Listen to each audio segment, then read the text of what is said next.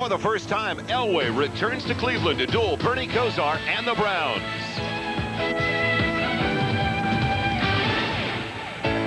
NBC Sports presents the National Football League. Today, it's the Denver Broncos versus the Cleveland Browns. It's a beautiful day along the shores of Lake Erie as a sellout crowd will watch the matchup today between the AFC West and the AFC Central. Good afternoon, everybody, and welcome to Cleveland Stadium. Along with Paul McGuire, I'm Joel Myers, and today the Browns take on a team that has been a source of frustration for them for a long time now. And Paul, it seems almost hard to believe that the Browns have not been able to beat the Broncos since 1974. And it may continue again today. The Cleveland Browns, they have two offensive linemen on the right side, Dan Fike and Cody Rison, who are both playing hurt, and it's just a matter of time when they go down. The Browns have not been able to run the ball so far in 3 games, and they have 3 new running backs in the backfield. A lot of excitement surrounding those new running backs as it's the first career start today for the first-round draft choice from Texas, Eric Metcalf. I'm looking forward to seeing Eric Metcalf. When you talked to the Denver Broncos about Metcalf and saw what he did on Monday night on artificial surface, they said, well, wait a minute. He's going to be playing on grass. The moves that he made Monday night, he may not be able to make here today on Sunday. Eric Metcalf is ready to return the opening kickoff. And the Browns, well, they're pulling out all the stops today as they are wearing their brown jerseys for the first time at home since 1983. So maybe that's the good luck charm, Paul, they need. I think you're doing it for Jimmy Brown. Treadwell gets into it. It'll be Metcalf from the 6, and we're underway from Cleveland. There goes Metcalf. He's out past the 40-yard line to the 41. A great start for Cleveland. And he was brought down by the place kicker, David Treadwell. Let's look at the offensive unit for the Cleveland Browns. That makeshift offensive line. Farron, Banker, Rakosi, Fike, and Rison up front. And in the backfield, along with Bernie Kosar, Tim Manoa is the fullback, Metcalf the tailback, and the gifted wide receivers, Slepster, Slaughter, Reggie Langhorne, and the tight end, Ozzie Newsome. 1st and 10 at the 41. The dump off to Metcalf. They set up the screen. He's out to the 50-yard line for a gain of 9. Rick Dennison dumping down Eric Metcalf. They just want to get into his hands as often as possible. Now, when they go to the shotgun formation, the Cleveland Browns with the 4 wide receivers, Metcalf will leave. Actually, he'll go into a slot position. He'll stay in there, and he'll be joined by Gerald McNeil. And Manoa will be the only running back with Bernie Kosar.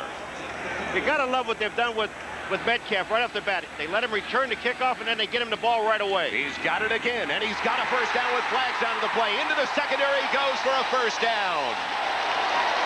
Wyman Henderson bringing down Metcalf, but there is a flag down on the play, a hold against Cleveland.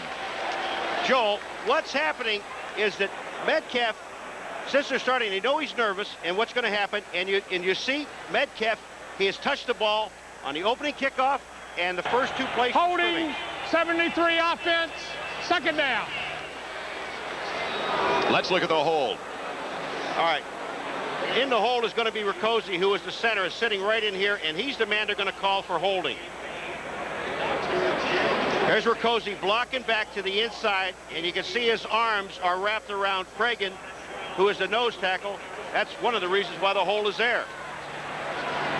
It now brings up a 2nd down and 12 with the ball just outside of the 39-yard line, close to the 40, and Manoa goes in motion. The give to Keith Jones out of Nebraska. Another flag down to the play. So is Jones. He's down across the 45 to the 46-yard line. Steve Atwater, the rookie free safety, making the hit. It's going to be a penalty once again against the Cleveland Browns. Here's the defensive front 7 for the Denver Broncos.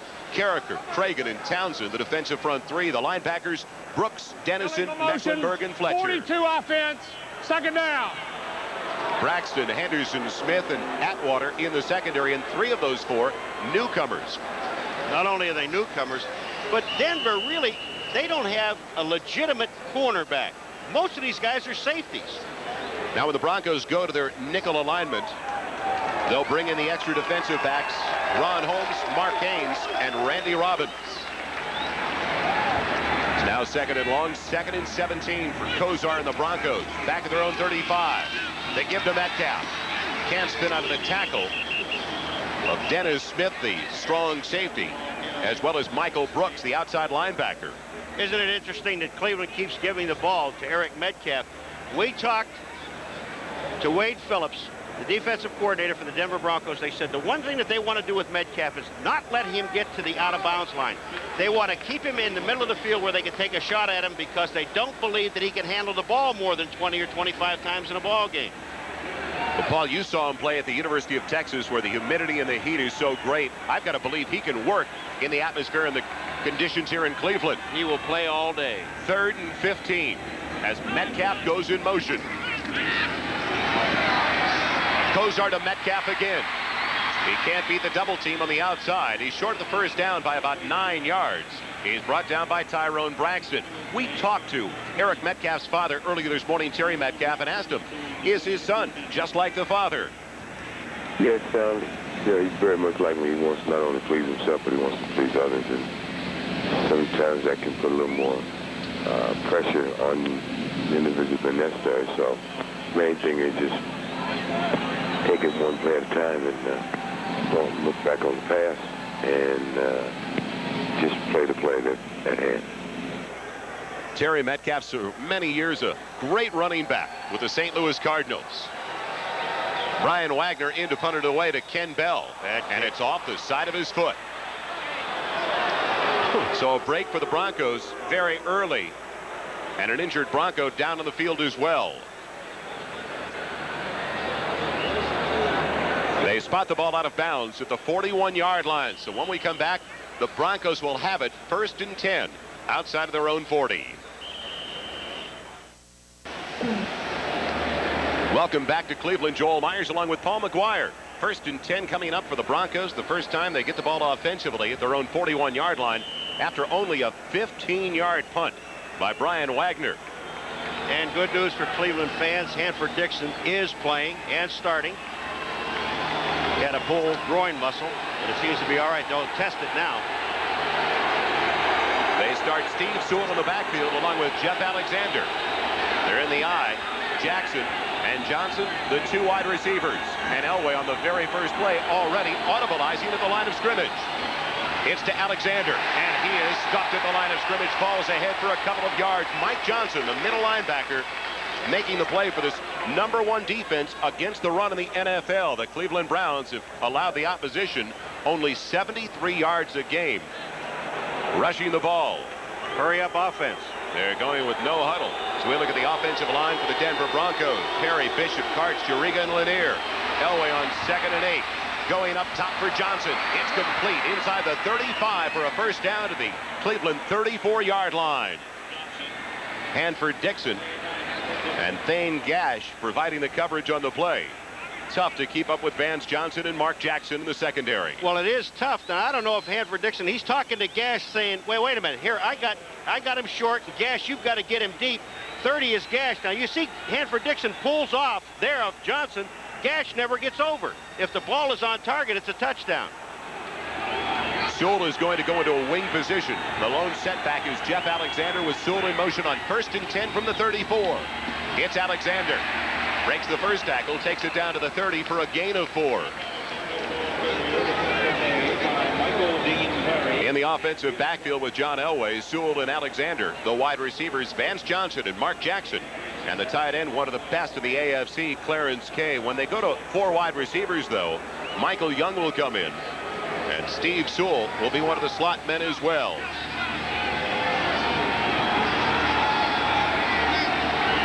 Second and 6, the ball at the 30-yard line. And Elway falls down. He wasn't touched, though.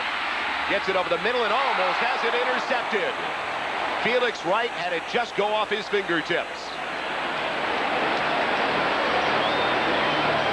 It just looks like Elway gets stepped on as he comes out of the box. Now, here's Elway right here, and take a look at the center sitting right here. Now, that's Carson, and it looks like Elway just steps on him when he comes out. The center just steps right back on his foot. Actually, it was the right guard that got him, Juriga. Here comes Elway. Juriga's foot just catches Elway. He goes down, but yet Cleveland can't get to him. First third down of the day. Vance Johnson in motion. 3rd and 6 from the 30. And Elway goes out of the shotgun. Pressure comes. He's hit. He's on his way down.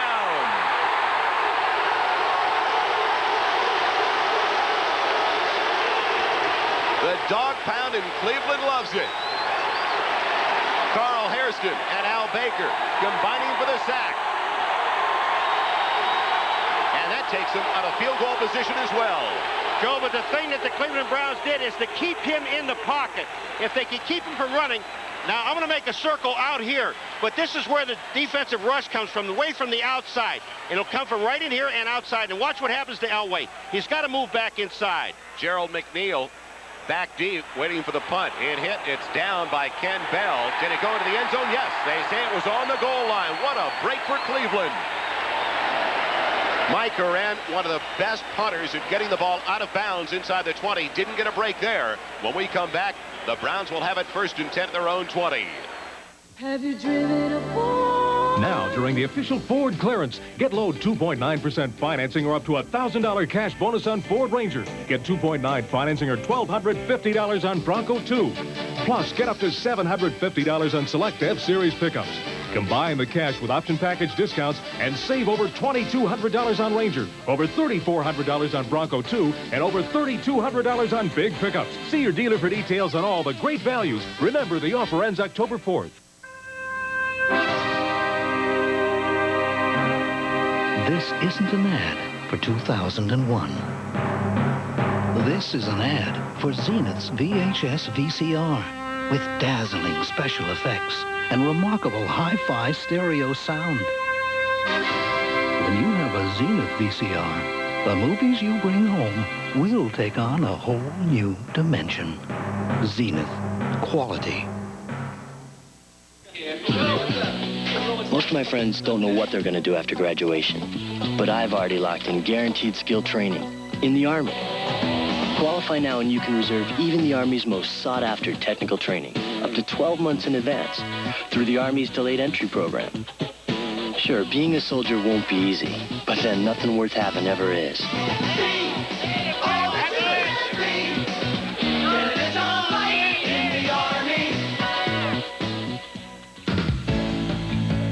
NBC Sports coverage of the National Football League is brought to you by New Keystone and Keystone Light.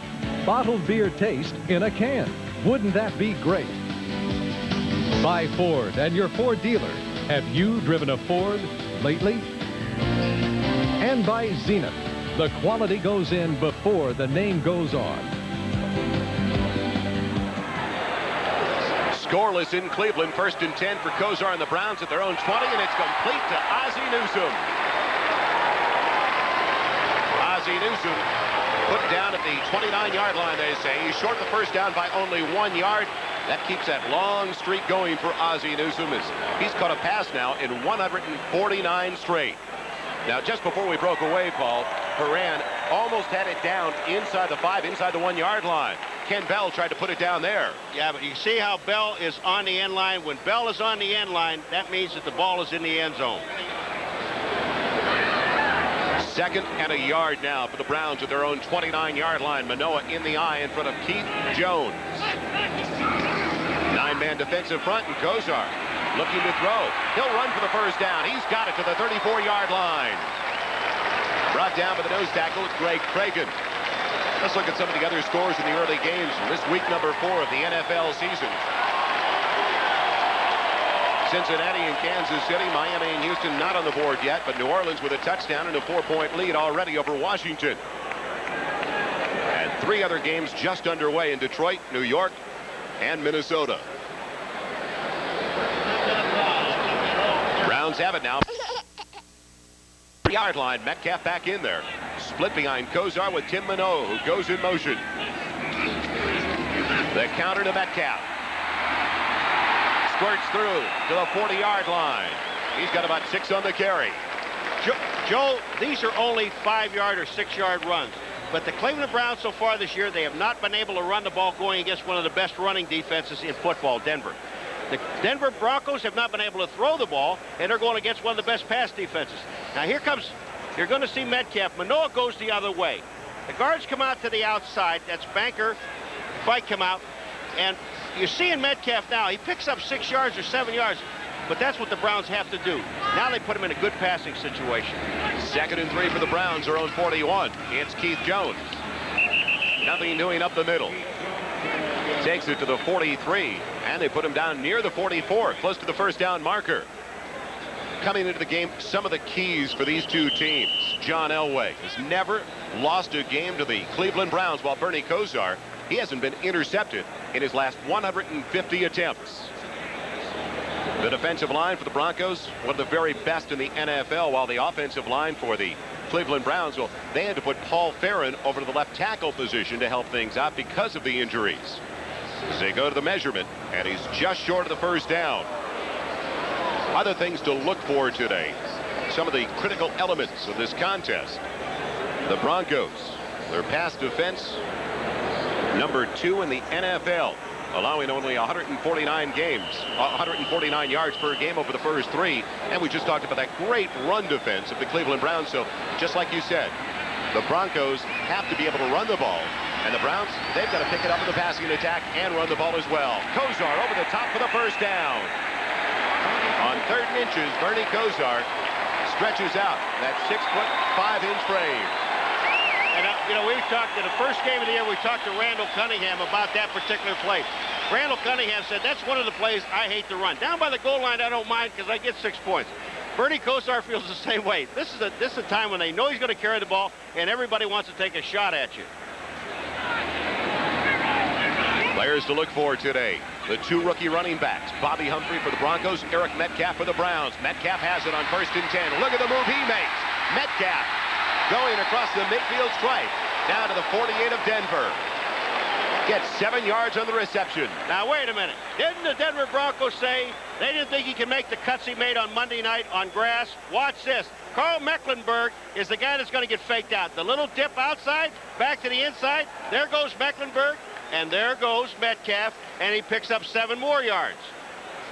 Good block thrown out in front by the center, Greg Riccozzi, and he was the center of controversy last year as we look at the first-year head coach for the Cleveland Browns.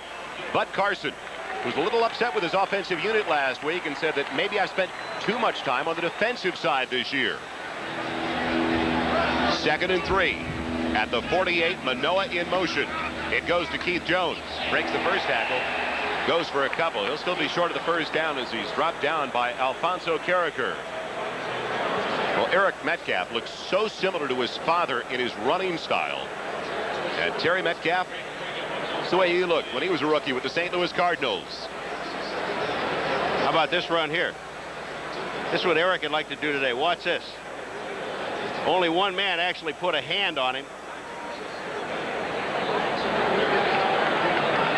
Not too shabby, huh? And he did it so often.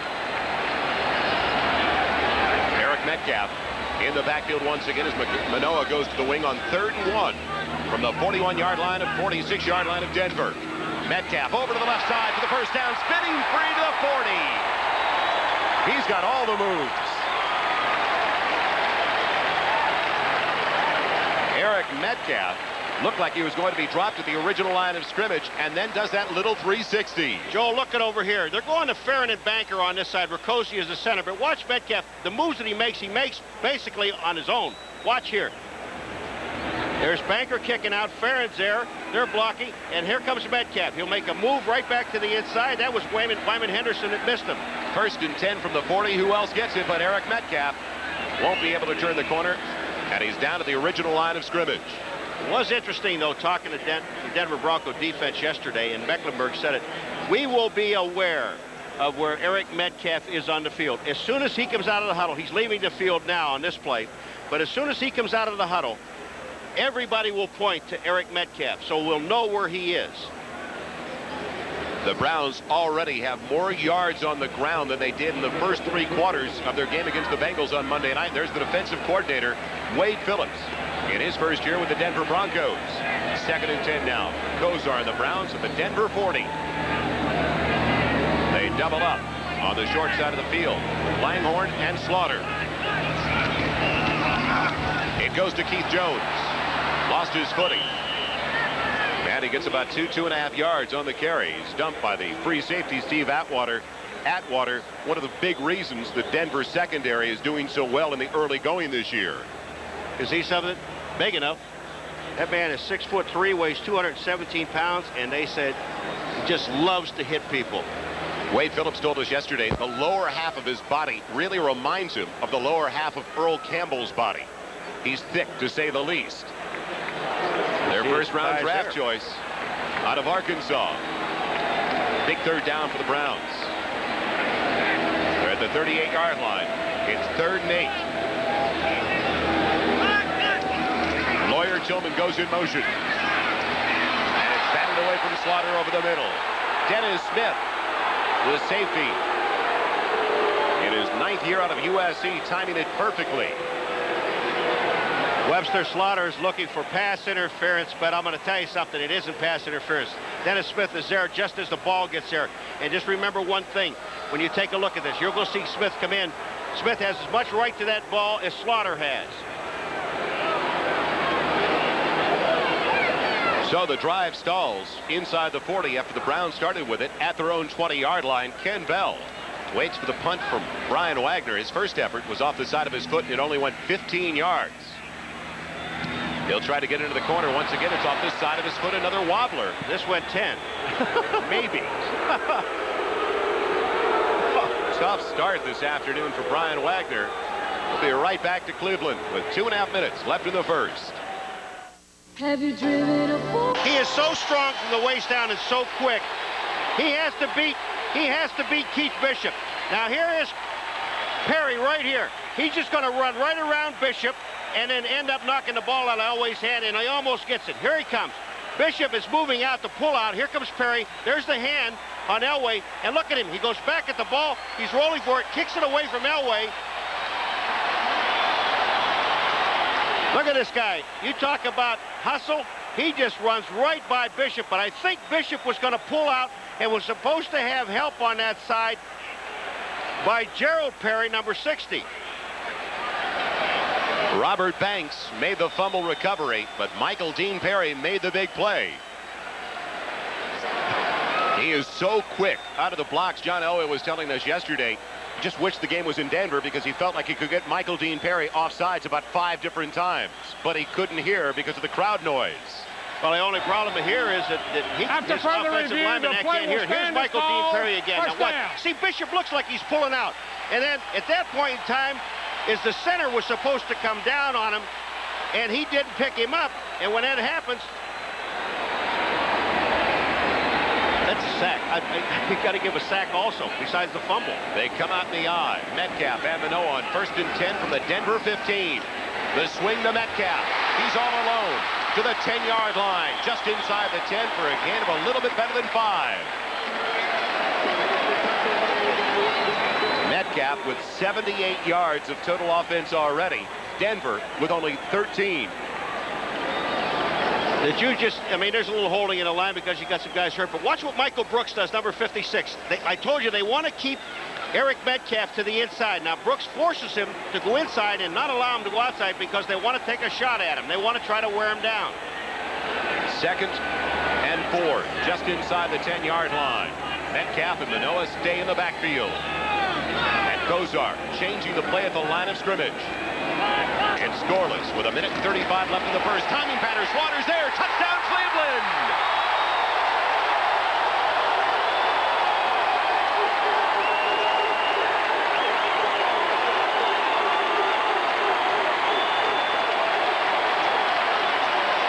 Wyman Henderson not a factor as he tried to provide the coverage. Well, Wyman Henderson was not a factor. Two things happened. First of all, Bernie Kosar saw Slaughter out there on Henderson one-on-one.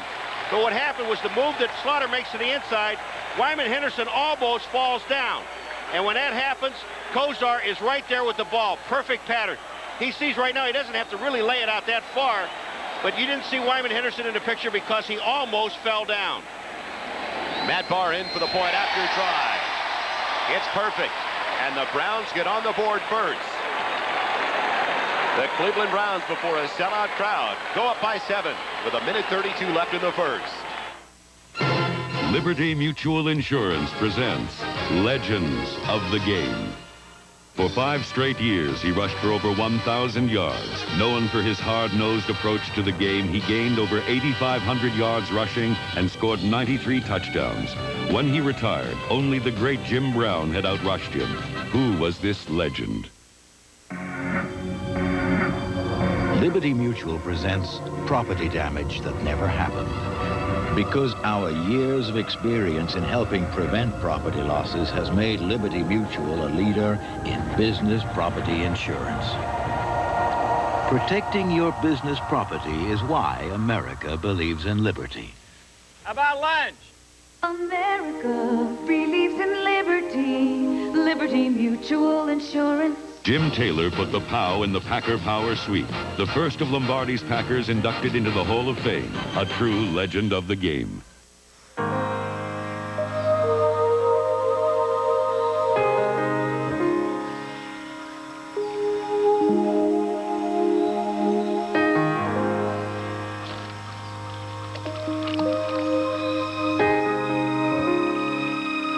Big play defensively.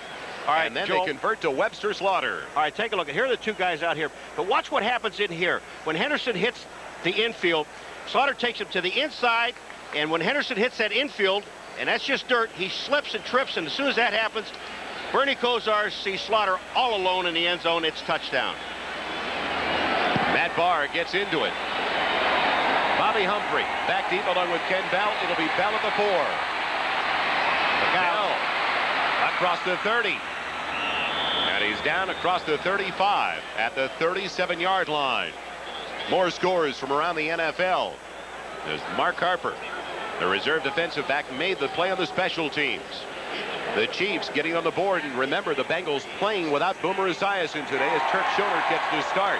A safety for the Oilers. They get the early lead on the Dolphins. Detroit with a field goal from Eddie Murray has the lead, and the Jets on top of Indianapolis. That was a 33-yard return for Ken Bell. And New England on the road with an early lead on Buffalo. The delay to Bobby Humphries, his first carry of the day. The rookie from Alabama spins across the 40 to the 42-yard line for a gain of 5.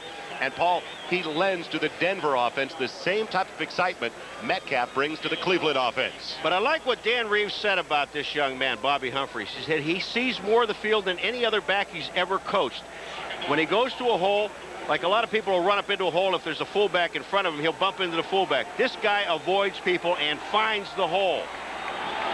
Those 7 points the Browns just put on the board. The first points against the Denver defense in the first quarter this year.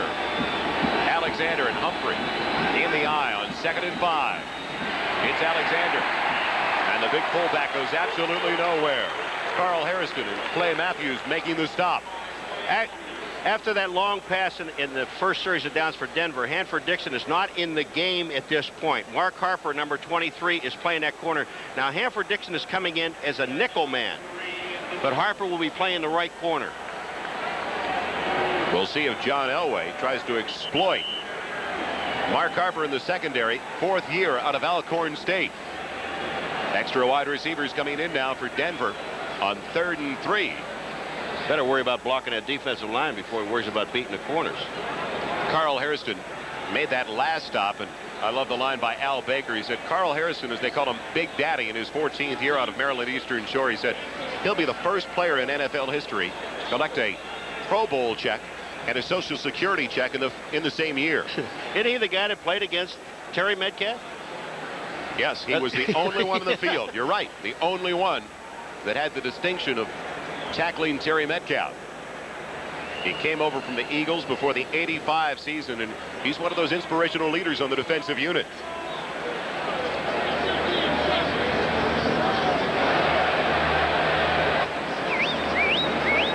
Long delay. It appears they're ready to go. Yes. They had to add some time back onto the clock, to the 40-second clock. We've just received word that Turk Schoenert has been hurt in that Bengals game at Kansas City, and Boomer Esiason is forced into action with a sprained ankle and all. It's amazing how these guys play hurt. There's a half a dozen guys on Cleveland. We didn't know whether they're going to start or not, and they're all out there playing, including Brian Brennan. That's the end of the quarter.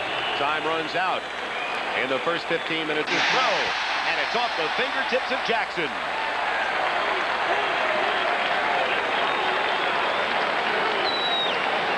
And you were right about one thing. They threw in Harper's area. Mark Harper, number 23.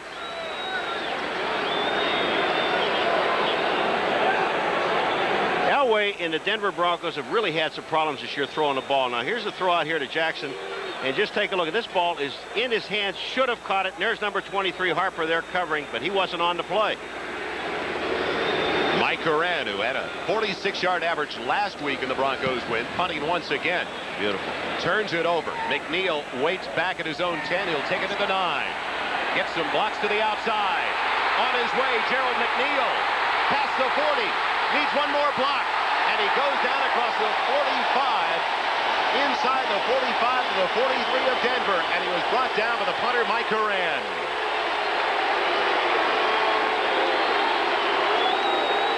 A 48-yard return for the one they call Cube in Cleveland, Gerald McNeil. The cube, all right, here's the cube, but over here is they're keeping the first man away from the cube so he can catch the football. Once he catches it, he moves back here where the wall is. Take a look at the right of your screen. You won't see the block in there, but you won't see the offensive man coming downfield. Now the cube, when he gets there, take a look at the hole. There are no white shirts. It's easy to run, except for the punter. He lets the punter make the tackle. First and 10 at the Denver 43 for the Browns, and they already lead by 7 with Manoah going in motion. Kozar with time. He hits his tight end, Ozzie Newsome, inside the 40, down to the 38-yard line. Next Sunday, join NBC Sports for week number 5 of the NFL season, beginning at 12:30 Eastern with Bob Costas, O.J. Simpson, and NFL Live. And then our exciting regional action. You'll be able to see the Browns in Miami against the Dolphins, Buffalo, Indianapolis, Houston at New England, Cincinnati at Pittsburgh. A lot of great matchups, and then it'll be San Diego and Denver later in the afternoon, with Kansas City taking on Seattle. So check the local listings for the game and the time in your area. Down to the 38-yard line. For 2nd and 5 for Cleveland. Inside give to Jones. He's got the first down. Stacked up, but he's already got the first down to the 32-yard line, near the 31 of Denver. I like what the Cleveland Browns are doing. The longest pass that Kozar has thrown is to Slaughter for the touchdown. They're just taking all the dump stuff that the Denver Broncos are giving him. They're throwing to Ozzie Newsome. They're running draw plays, running off tackle, not worrying about going deep. Now here's the blocking up front. Just no question about the left guard. Banker, Farron on the left-hand side. They pick up the first down, being very, very patient. The defensive coordinator for the Denver Broncos, Wade Phillips, who's working with Buddy Ryan and the Philadelphia Eagles last year. 1st and 10 now for Cleveland at the Denver 32. Langhorne going in motion. The big fullback Manoah tripped up at the line, falls forward inside the 30, down to the 29. And he was tripped up around the ankles by Andre Townsend. Scores in week number 4 of the NFL season. Miami had a snap over Reggie Roby's head. That's why they got the safety, and they're trailing by 2. Detroit, a field goal from Eddie Murray. The New York Jets on a 92-yard interception return by Eric McMillan have the lead, and Buffalo is taking the lead now on New England. 2nd and 7 with the ball at the 29-yard line, close to 8 yards. The tight end Newsome goes in motion. Long count by Kozar. Over the middle, out of the hands of Webster and Slaughter. Just a bit behind Slaughter as Kozar had to release it just a little bit early. He had to release a little bit early, but I'm going to tell you, they got to come back and take a look at Eric Metcalf, because Eric Metcalf was covered by the linebacker, Simon Fletcher, and I don't believe that Simon Fletcher can stay with Metcalf. Metcalf is on the bottom, number 21, and look who's out there with him, 73. Now here's Slaughter across the middle. He was open. He was open for a moment. Wyman Henderson was with him.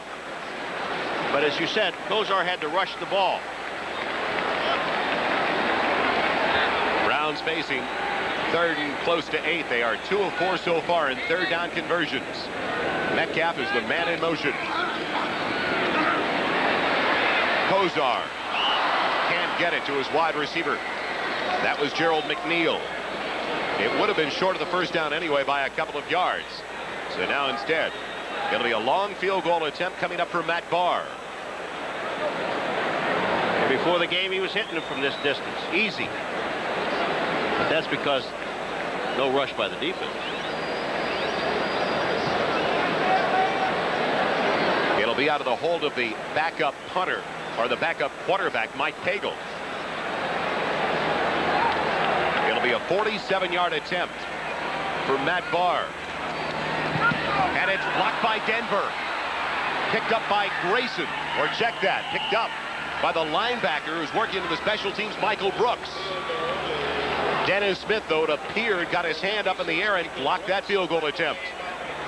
Dennis Smith comes right from the outside on the left-hand side, or the right-hand side of the field goal kicker, left-hand side of the defensive end, and really looked like he wasn't even touched coming in.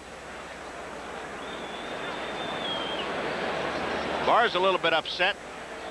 Right to the right of your screen. Comes right to the inside, and when he makes that move to the inside, there's nobody there to block him. Van Waiters is the guy that was supposed to block him, number 50, and doesn't do it. You can't let the inside guy go. Don't worry about the outside guy. His chances to get there are slim and none.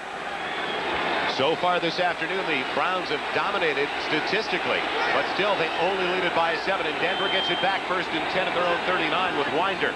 And Melvin Bratton, the rookie from Miami, in the backfield. Winder on his first carry. Breaking tackles across the 45, near the 46-yard line. You know what makes it even worse, Joel? There are only 10 players. Look at this. 1, 2, 3, 4, 5, 6, 7, 8, 9, 10. There's nobody deep, and then the block comes right in here. Bang. They did it. They did it with 10 people on the field. That's really going to make Cleveland mad. That was the best run of the day so far for the Denver Broncos. 7 yards from Sammy Winder. Dennis Smith doing it so long in the secondary in his 9th year out of USC. 2nd and 3. The ball at Denver's 46. They'll call Winder's number again. He's got the first down into Cleveland territory, down to the Browns' 48-yard line. When we talked to Bobby Humphrey yesterday, he said that there was one player in particular that kind of took him under his wing and looked out for him a little bit. Sammy Winder. And Sammy Winder's got to know, Paul, that eventually he's going to lose his job to the rookie from Alabama. And he's going to be able to accept it because he knows he can still play the backup role for 2 or 3 more years as long as he stays healthy. Great attitude. 1st and 10. Inside the Cleveland 48. Winder, the lone one in the backfield, as Bratton goes to a wing on the hip of Clarence Kay, the tight end. Flags in the air as it appeared the Browns jump. Elway with plenty of time. Going deep, he's got Vance Johnson. It's complete. Inside the 15 to the 13-yard line. Geraldine Perry was the guy that was offside. Or Michael Dean Perry, excuse me, was the man that was offside. And then what happened is that Minifield didn't stay with Vance Johnson downfield. And you know when Elway's scrambling that he's going to be looking deep or looking for somebody coming back into his face, but he looked downfield, and Frank Minifield just did not stay with his receiver. The offside penalty is already there, and Elway is going to back out to the outside. Offsides, number 92 defense. Holding, number 23 defense. Penalties are declined. First down. And then you see Vance Johnson downfield. He just runs away from midfield, and it gives the Denver Broncos the ball 1st and 10 at the 13-yard line. A 35-yard completion. The offside call against Michael Dean Perry, and it goes back to what John Elway told us yesterday. He saw Michael Dean Perry on the Monday night telecast lift his hand up frequently in trying to anticipate the snap count. And he's also changing his voice on this thing to get him offside. 1st and 10 at the 13-yard line for Denver. Mark Jackson going in motion. Bobby Humphrey gets it. Humphrey inside the 10 down to the 5-yard line. Close to another Denver first down. Dumped down by the safety Thane Gash. Bobby Humphrey it was an off-tackle play. He went right to the hole and just took it for 8 yards down the field. I like the way this young man runs the ball.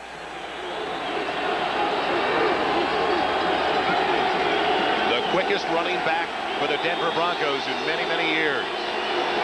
Finally gives Denver the ability to turn the corner from one of their tailbacks. 2nd and 2.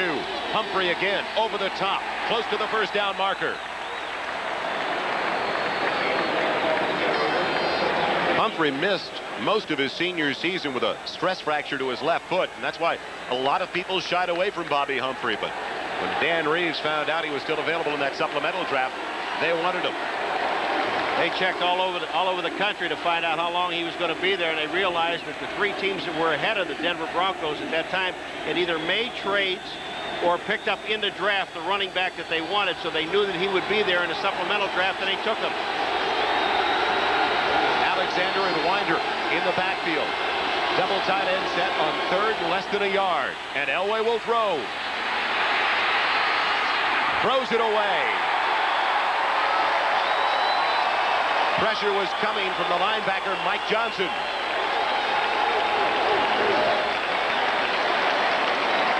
I got to tell you, Joel, I would call that intentional grounding.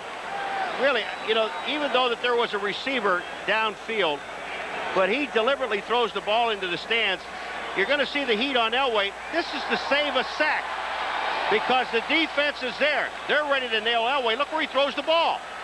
There's not a white shirt in anywhere. It'll be a field goal try coming up for David Treadwell in his first year out of Clemson.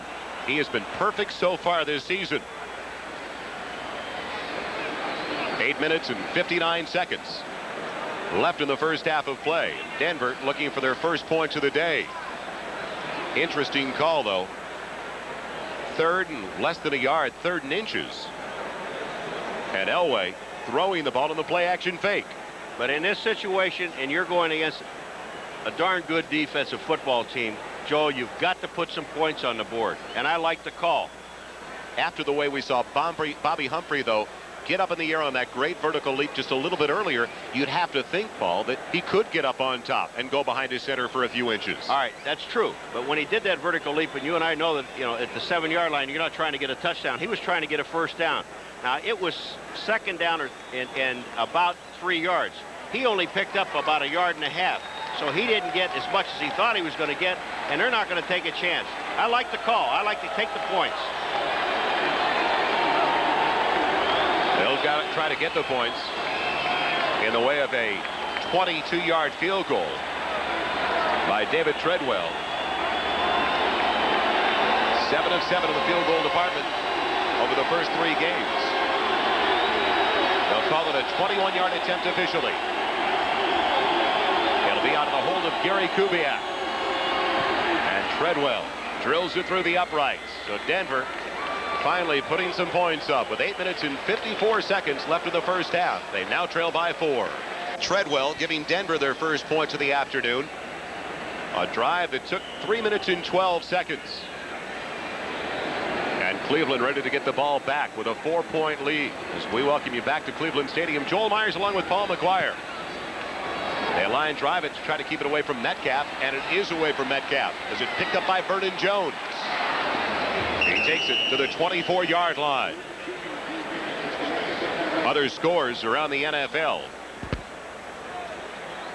Kansas City once again with the lead over the Cincinnati Bengals as the Chiefs try to even their record at 2-2. New Orleans jumping on top early over Washington down at the Superdome. Pittsburgh on the road trailing on that Eddie Murray field goal. And Buffalo on a Thurman Thomas run with an early lead. Pitch goes to Metcalf on 1st and 10. Weaves his way across the 25 to the 28-yard line. Denver defense showing now, Paul, more often the 8-man defensive front since Wade Phillips came into the Denver situation. As Metcalf will get a quick breather. It hasn't been often that he's been off the field today. But Carl Mecklenburg was telling us yesterday he loves the new defensive alignment for the Denver Broncos. A very aggressive nature to it this year. 2nd and 6. The ball at the 28-yard line of Cleveland with Ozzie Newsome in motion. Kosar on the quick out, and it's complete to Langhorne for a first down. It's out to the 42-yard line. All right, Joe, you were talking about this defense, and there are a lot of new faces in here, but just take a look at, you got a man here, here. There's 8 men up near the line of scrimmage. And as soon as the ball snapped, watch what happens with these linebackers. They'll move out. They'll go back into coverage. That's Dennis Smith, who's up on the line of scrimmage, and he backs out, and the linebacker, as soon as they read pass, they're out of there. Of course, Kozar hits the one-man that's covered man. Brian Brennan, closest wide receiver to the near side on your screen, in for the first time today. He missed last week's game with a hamstring injury. 1st and 10 for the Browns at their own 42, and the counter goes to Metcalf. Smith couldn't get him, but the linebacker cleans up. That's Rick Dennison. No gain on that carry for Eric Metcalf. That's going to be a tough play for the Cleveland Browns to run, and I'm going to tell you why. Because they ran it to the left, which means that you got to pull Fike and Rikosi, or Rison. And when you pull those two guys, they're both hurting, they're both limping, and it's hard for them to get to the hole. You're going to have to run your sweeps to the right-hand side and not the left. Metcalf splits out as one of the wide receivers. Manoa, the lone one in the backfield on 2nd and 10 from the Cleveland 42. Kozar with time. It's complete to Ozzie Newsome to the 49-yard line. For an update, let's go to New York now. Bob Costas in NFL Live. All right, Joel, moments ago, Boomer Esiason threw a 40-yard touchdown pass to Tim McGee. Why is Esiason in the game when we told you he wouldn't start? Well, he didn't start, but his substitute, Turk Schonert, injured an ankle when tackled on this play. Esiason, on a gimpy ankle of his own, had to come in. They trailed 10-7 to the Chiefs at Arrowhead. Joel? All right, Bob, thank you. So not the ultimate situation for Sam Weiss, as he had to rush Boomer Esiason back to work in a hurry. Big 3rd down for the Browns. 3rd and 3 at their own 49-yard line. Kozar will work out of the shotgun. That's Brian Brennan going in motion. And Kozar going for the bundle for Webster Slaughter. The defensive back, Dennis Smith, with him down on that play, helping out Wyman Henderson. Remember we saw the Cleveland Browns didn't get over? Watch this. There's Henderson, number 24 on Slaughter. But number 49 is Smith. He is the safety. Look at his job. Look at the ground that he covers, and he is the closest man to the football. That's super coverage by the defense. Brian Wagner comes on for his 3rd punt of the day. Mr. Excitement. His first was 15 yards. His second, 11 yards. Ken Bell back deep for Denver. That was almost blocked. Line drives out a wobbler. It's taken to the 11 by Bell. Wrapped up crossing the 20 at the 21-yard line by Randy Robbins. So when we come back, Denver will have it 1st and 10 of their own 21-yard line, still trailing by 4. One of the best to ever play the game, taking it in today from the owner's booth, Art Modell, with former Brown running back Jim Brown. 1st and 10 for Denver at their own 21-yard line. Bobby Humphrey can't get out of the backfield. Cragen, the nose tackle. Or not Cragen, rather. It was Gibson, the defensive lineman, who's in there for the first time today. Gibson making the stop. No gain on the carry for Bobby Humphrey. It's been a difficult day for that Denver offense, as you can see. And they're going to have to try to throw the football. Pratt joining Humphrey in the backfield. So all rookie tandem behind John Elway on 2nd and 10. Movement on the line. Flags into the air, and a free down it appears for Elway. Elway goes down. Gibson in there again. First-year player from Northern Arizona. Offside, Cleveland.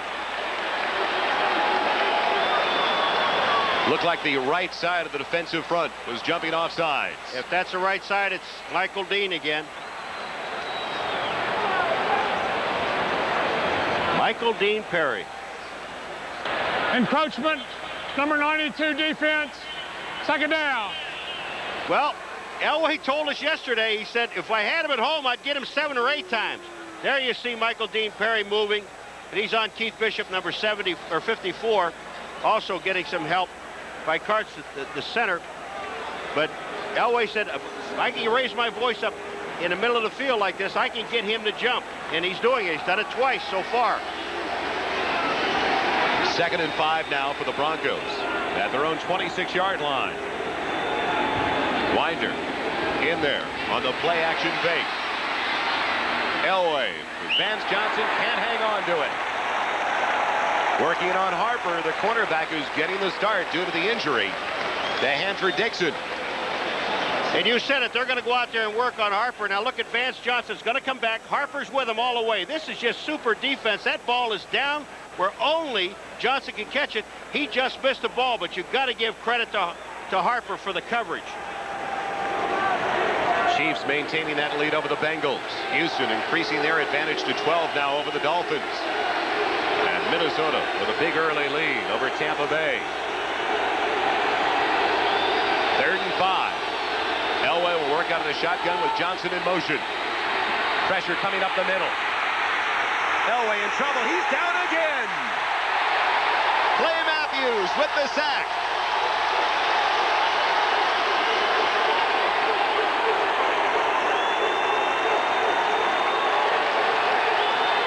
When you talk about tenacity of a defense, Clay Matthews epitomizes it. Clay Matthews, number 57, is going to come up inside. Now, when Clay Matthews reads it, he can blitz. Now, watch what he does. He gets knocked off. There's 57, but watch who makes the tackle. Number 57, Clay Matthews. Just a super effort. Carter center had a piece of him, but it only slowed him down. Mike Horan punting from his own goal line. Brings down the high snap and booms it away to Gerald McNeil. Hangs up a very high punt. McNeil calling for the fair catch. He's got it outside of the 47-yard line. So that's where the Browns will put it back into play when we return to a sold-out Cleveland Stadium. And we'll keep it right in the Dawg Pound.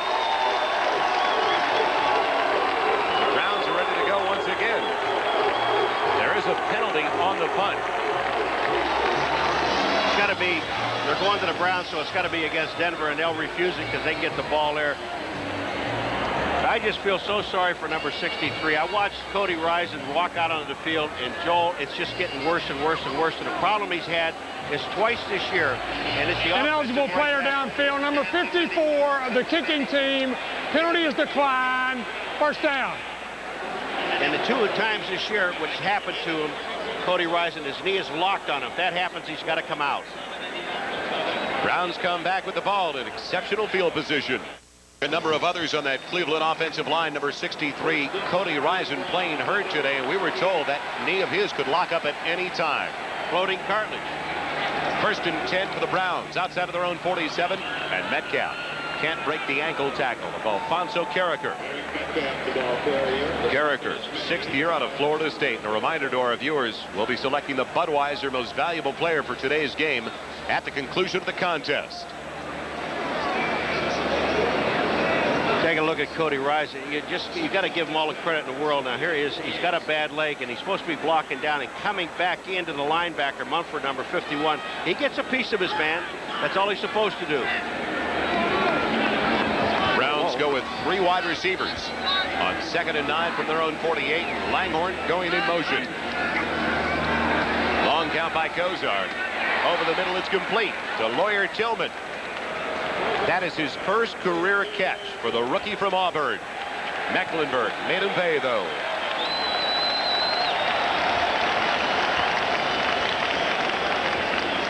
A gain of about 4, close to 5. It'll bring up 3rd and 4, and at halftime, Bob Costas and O.J. Simpson with scores and highlights from the other games, and the Insiders Extra with Bobby Beathard and Ralph Wiley.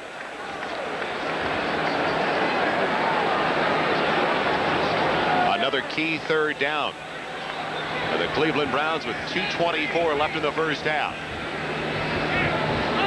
3rd and 5 from the 47, and they get the Broncos jumping off. Kozar goes for Slaughter. It's intercepted by Braxton. Well, let's find out what the penalty flag is all about. Braxton's reaction tells us a lot already. The defensive line tells you a lot about it because they're not leaving the field. They know it. They're offside, right in the middle.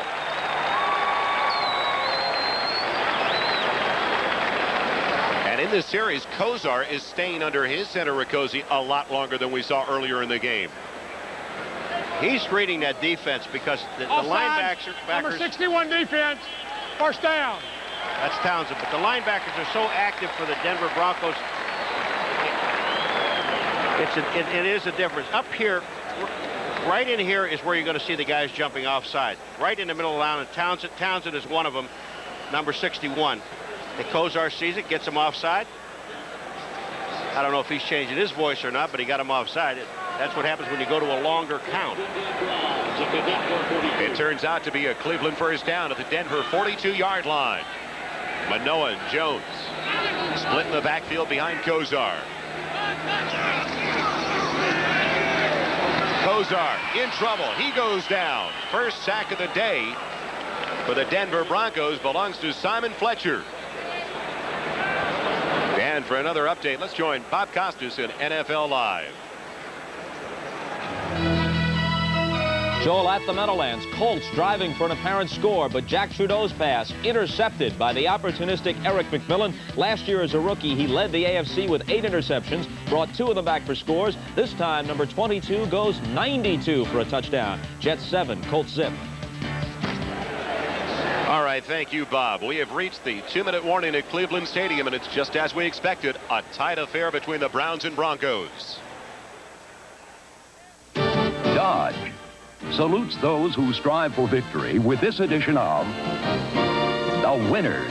I don't think that you can play this game just being a one-dimensional player. You have to be able to do everything and do it well. And Kurt Warner does everything well, compiling over 7,200 yards of total offense in a career that's just in its 6th season. Despite a career-threatening knee injury, Warner has persevered to become a consistent running threat and earned respect as a winner.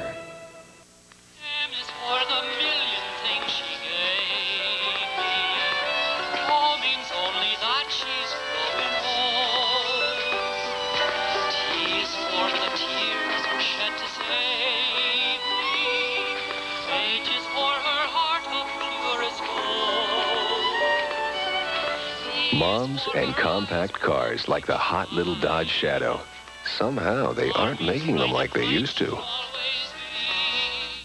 I like quiet little towns like Crested Butte. Catching a live one out of the chute. Fireside chats, mountain air, hot dogs, and cold Coors beer. It takes a part of this country as cold and clean as the Rockies to brew a beer as pure and natural as Coors. Brewery fresh, just like you like it. Tap an ice cold Coors with a friend of yours. A Rocky Mountain legend, an American original. Bud Carson, the first-year coach for the Cleveland Browns, has to love the work of his defense once again, but his offense sputtering. Denver with 3 timeouts remaining. Cleveland used 1 earlier, so with 2 minutes remaining in the first half, they've got 2 left. If you like defensive football, you're watching it. Kozar on 2nd and 14. Pressured again. Finds Manoah. Manoah breaks the tackle to the 40. Still on his feet. Down to the 39-yard line. Great ad-lib by Bernie Kozar to find Manoah. It's a great ad-lib by Bernie Kozar, but Bernie was running for his life. And here's Manoah. Tim Manoah, number 42. Now, he didn't block anybody because nobody came up in his area. So he moves it back to the inside. Michael Brooks is supposed to be covering him. Mecklenburg misses him. Here comes Brooks in there. He misses him. And then finally, Wyman Henderson, number 24, makes the stop. 3rd and 7 for the Browns at the Denver 39-yard line. Gerald McNeil, the extra wide receiver, goes in motion. It's over the middle and it's complete. Langhorn's got it, but he's far short of the first down by at least a couple of yards. Down to the 34-yard line. Mark Haynes and Dennis Smith, you talk about converging on a wide receiver. They do a great job to keep him from getting a first down. Browns use a timeout. We'll come back to find out what they decide to do with it. Liberty Mutual presents The Accident That Never Happened. Because as America's largest insurer for workers' compensation, Liberty Mutual has done more to help prevent injuries on the job than any other insurance company. Caring for people is why America believes in liberty. Great view, huh? America believes in liberty. Liberty Mutual Insurance. only 50 seconds away from halftime, and at halftime, we'll join Bob Costas and O.J. Simpson for scores and highlights on this week number 4 of the NFL season. And now a decision coming up for the Cleveland Browns on 4th and 2 from the Denver 34. I don't like the call. I'd get rid of the ball, get it out of there, punt the ball down. Don't let them get any momentum going in at halftime. You want to keep the Denver Broncos off the field because they still have 3 timeouts left with 50 seconds. They'll take a timeout right after this play if they stop them. I'd punt the ball away. Kosar is working with 4 wide receivers, and Manoah the only one in the backfield on 4th and 2, and it's Manoah up the middle for the first down and then some. Manoah spinning inside the 25 to the 22. And if it's not for Atwater in the secondary, he's gone all the way. They got the hurry-up offense. That's another reason why I'm not coaching. They only have 1 timeout left. It was an excellent call. We got a timeout on the field by Denver. They're going to take one. Denver was trying to bring on some extra people in the secondary, and they appear to be confused. First charge team timeout. A 40-second timeout. Kosar and the Browns are not complaining with that last decision by Denver. Not complaining at all, but just take a look at this young man right here, Mr. Fike, and he's going to come down and make the block right to the inside. It's going to open it up for Manoah, this man here, to come in the hole. And Atwater is the man that makes the tackle and saves the touchdown. Here comes Fike up into the hole. They seal everything off to the inside. Banker, number 68, and then there's Atwater, number 27, who saves the touchdown. It's a great call. Nice cut by the big fullback, Manoah. Manoah's such a great blocker, and every time he gets a chance to run with the ball, he wants something to happen, to make something happen, and he likes to punish people. Manoah is in his 3rd year out of Penn State. And according to Bernie Kosar, he agrees with you, Paul. He said he's his best blocker out of the running backs. 1st and 10. Cleveland's got it to the Denver 22-yard line, and they lead it by 4 with 27 seconds left in the first half. Kosar into the corner of the end zone. Couldn't get it to McNeil. Great coverage by the Denver secondary. That play took 7 seconds, but I'm going to tell you something right now. He's got to come back and take a look at the same play again, because they had Manoah, number 42, going down the sideline on the right-hand side, and he would have been able to pick up at least 10 yards and get out of bounds. Browns don't have the luxury of trying to run the ball. They've only got 1 timeout remaining. And Kosar has the play brought in for the first time today by Barry Redden, former member of the Los Angeles Rams and the San Diego Chargers. There's the same formation, Joel. I wonder if Barry Redden's going to go out in that flat. It's 2nd and 10 at the 22. Kosar with time. Throws the ball away. Alfonso Carricker finally getting in there to apply the pressure on Bernie Kosar. It looked like he wanted to go into the end zone again, though. Yeah, you're going to see the rush coming up. Alfonso Carricker is going to come in, number 92, and put the heat on Kosar. And if Kosar had looked to the right-hand side, Barry Redden was wide open, and all he had to do was dump the ball to him. They still have 15 seconds. Now, there's 2 plays that have taken 12 seconds total. They got time to run one more. He wants the ice cube back in again. And I would throw it to the back coming out of the backfield just to get you a little bit more room. 3 wide receivers this time. Quick count. It goes to the running back Redden. Inside the 20, down to the 18. Simon Fletcher wrapping up the running back. And now the Browns will utilize their final timeout with only 2 seconds left in the first half. Matt Barr tried a field goal earlier. That was blocked by Dennis Smith. It was a 47-yard attempt. He is now 4 of 5 on the season. His longest so far this year, a 27-yarder. Dennis Smith came right inside number 50, Van Waiters, on the outside, who was the up back on the right-hand side. But I guarantee you they corrected that. So Matt Barr will try to put the Browns up by 7. It started out today, Paul, where it looked like the Cleveland offense was really going to move the ball successfully against the Denver defense. But Wade Phillips, the defensive coordinator, obviously making some adjustments because they've slowed them down considerably. Well, they had Denver keying on Eric Metcalf. It'll be a 36-yard attempt. It's up, and it's perfect. And that's the way the two teams head into the halftime locker room. The Cleveland Browns trying to beat the Denver. It'll be Ken Bell at his own goal line. And Bell is level, passing the 15-yard line. What a wake-up call to start the second half by Van Waders. He's down at the 18. Van Waders is the guy that missed the block when Smith blocked the field goal. Now watch this number 50. He's making up for it. They'll never do what hit him.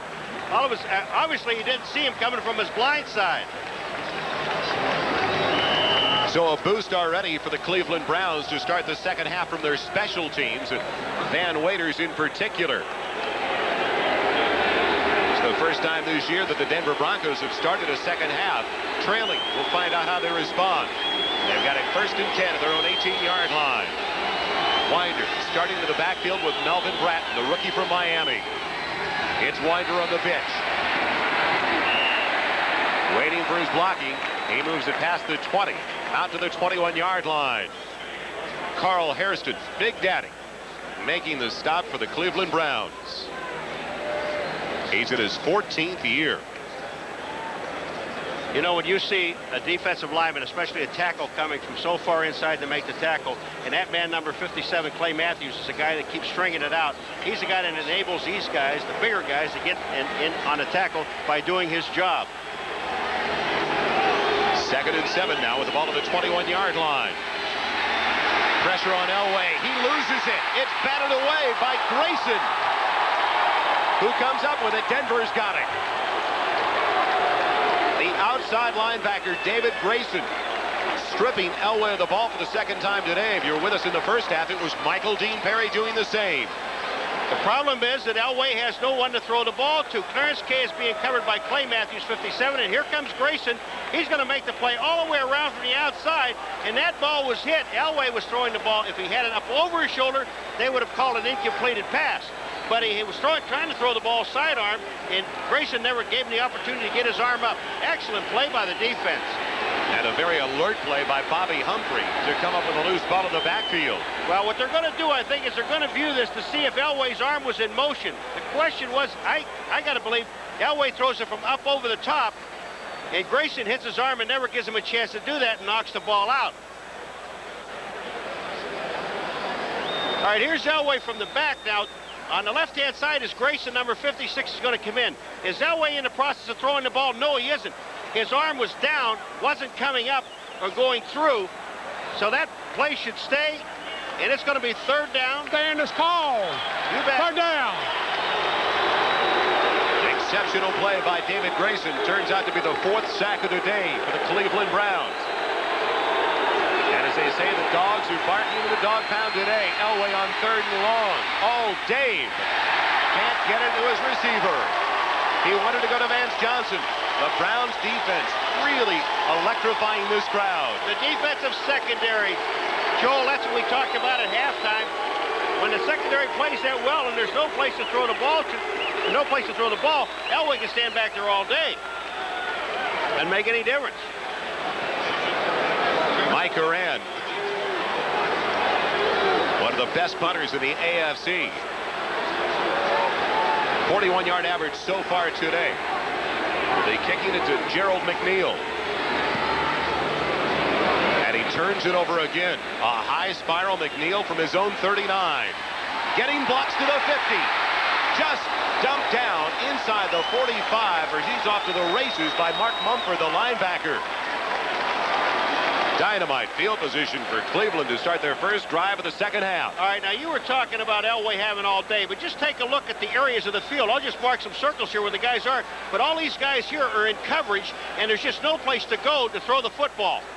Now watch, when Elway stands back there, look at, he has time, yes, to look around, but who is he going to throw the ball to? No one. The ball is hit at the line of scrimmage, but he throws to a man with double coverage.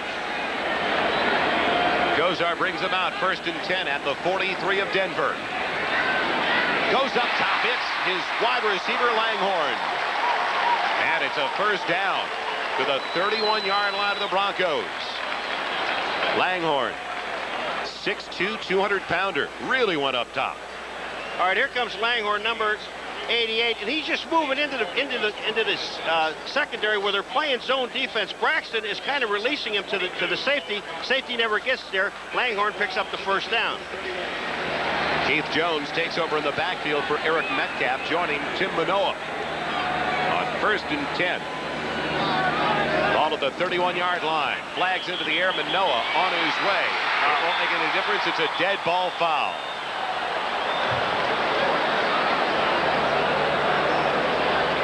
Offensive foul. Ball start. Offense, Yeah. number 74. First down. That's fair, and that's all dead. Paul Farron starting at the left tackle position today. They have had to flip-flop a number of people on the offensive line. Okay, here's Farron right here, and you're going to see him move. Manoa looked good kind of running down through there without anybody chasing him. There's Farron. He's moving just a little bit too early. It's on Powers. And there goes Manoa. He said, wait a minute. Isn't this nice? Nobody's trying to tackle me. Farron was the starting left tackle in 86 and 87. And when he started at that position for the Browns in 86 and 87, they had a 15-4 record. Yeah, don't worry about him playing over there. 1st and 15 now with Metcalf in motion from the 36 of Denver. Pocket holds up. It goes to Langhorne. It's complete again inside the 30. Down to the 27-yard line. One of the big problems, Denver, they're just trying to get to Bernie Kosar with a 4-man rush, and they're not doing it. They're going to have to send some linebackers. Kansas City and Ron Jaworski's first start of the year with a 3-point lead at the half over the Bengals. Houston thumping Miami after the first 30 minutes of play. Pittsburgh trying for their 2nd straight win in a row. At Buffalo, taking it out on New England. Keith Jones on the pitch. Jones with flags down to the play. Goes down inside the 25 at the 24-yard line. Carricker making the stop. The flag went down where you normally see a holding call. Let's check in with our referee, Tom Dooley.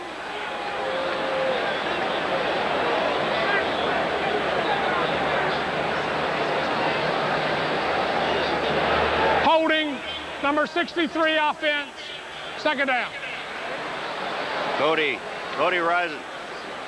I'll tell you who got an excellent block, though, was Tim Manoa. When Manoa gets the block, Keith Jones can run with the ball. Penalties now really hurting the Browns after they got great field position on the solid return by McNeil to start with it at the 43. A couple of completions, a couple of first downs, but they pick up the illegal procedure call when they had it 1st and 10 at the 21. Now a holding call. And all of a sudden it's 2nd and 16 with the ball back at the 37-yard line. Doesn't get half of it. Metcalf, the tailback in the eye behind Manoa. Kozar for Manoa. It's incomplete. The linebacker defending was Michael Brooks. And Manoa better be awfully glad that Michael Brooks slipped, because if he hadn't slipped, he'd have taken Manoa's head off. There's Wade Phillips. We just had him in our shot, the new defensive coordinator for the Denver Broncos. And the Broncos, with so many changes personnel-wise, is in their secondary. 3 of the 4 starters back there, newcomers this year in the secondary. And what a change it's been. 23 out of the 47 players on the Denver Broncos roster, 25 years or younger. And they're either in their 1st or 2nd year in the league. And the only undefeated team in the AFC. Cleveland only 2 of 8. This is 3rd and 16. Kozar eluding the pressure. And it's batted away and almost picked off by Mark Haynes. They were looking for Reggie Langhorne. Oh, Mark Haynes might have still been running, because I don't think Kozar would have been able to hit him, because Mark Haynes is just reading. They're staying back. And Langhorne is downfield. Now look, you see Langhorne just sitting there. Now watch. He sees Kozar in trouble. Now he's got to come back to him. And he just sits there and waits and starts to move up. The ball hits Mark Haynes right in the helmet. Wasted opportunity by the Cleveland Browns. Great defensive play, in particular by the secondary of the Broncos. Bell waiting for the punt. Brian Wagner, he's had a tough day. Look at this guy. Short spiral. And it'll be taken by the Browns as they touch it down inside the 10. At the 7-yard line by Stephen Braggs, the reserve cornerback. So when Denver comes back, they'll have it, but once again in a big hole deep in their own territory. While we were away, they were working on some of the turf, some of the sod here at Cleveland Stadium. They had a rock concert, the Rolling Stones, here this past Wednesday night. Not the best of shape, the game this afternoon. 1st and 10 give is Sammy Winder. Nothing doing for Denver. Clay Matthews making the stop. And that's been the mode of operation for the most part. And with the way things have been going for that Denver offense, they're more and more, Paul, going to have to rely on the arm of John Elway. Well, Clay Matthews plays over Clarence Kay, number 88. Now look at this. He gets blocked to the inside, or just lets his man go back to the inside, and then Clay Matthews just picks up the play. That's his job. If the tight end goes down, he reads run. He just sits in the hole, makes the play. 2nd and 8 with the ball at the 10-yard line. 9:55 left in the 3rd. Denver trailing by 7. The reverse goes to Mark Jackson. Didn't fool the Cleveland Browns defense. They stayed at home, and Felix Wright in particular. Joe, Felix Wright made such a great play. And he's just sitting back there waiting, reading pass, and he saw all the play action, which when you run a reverse like that with all the play action, it just holds the safeties up into the line of scrimmage. That time Felix didn't get off because it didn't show pass, and he just sat there and waited on the play. It'll bring up 3rd and long for Elway and the offense. He's only got 2 wide receivers in there.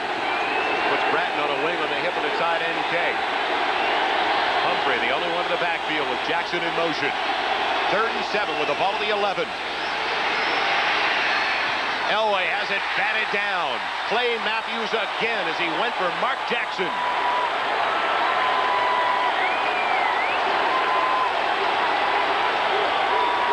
Joel, they had Melvin Bratton and Jackson in the same spot. And when Elway looks over there, he's going to see both guys. Now here comes Jackson. 32 is Bratton. Now watch them coming out together. Bratton goes out. Minifield picks him up. And then there's Clay Matthews. He just sits there and rides it. Can't believe that Elway threw the ball there. Mike Coran once again punting from his own end zone to Gerald McNeil. And doesn't really get into this one at all. It's off the side of his foot and out of bounds in Denver territory. Cleveland will have it 1st and 10 at the 40-yard line of the Broncos. Everything going now early in the 2nd half in the direction. The penalty was illegal use of hands. It was called on Stephen Braggs, the reserve cornerback, at his 3rd year out of Texas, but it did not cost the Cleveland Browns possession. It cost them 10 yards. Didn't cost them possession because it was after the ball was kicked. So it'll be 1st and 10 for the Browns right at the midfield stripe. Kansas City continues to lead by 3. Houston dominates Miami this afternoon so far. Lonzel Hill with a touchdown reception from Bobby Hebert. Good start for the Saints. Indianapolis trailing on the road to the Jets. Buffalo. Looks like they'll hand New England their 3rd straight loss.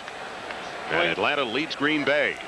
New England is really hurting. I mean, they lost, you know, Lepet and Tippett and Barris right off the bat in training camp.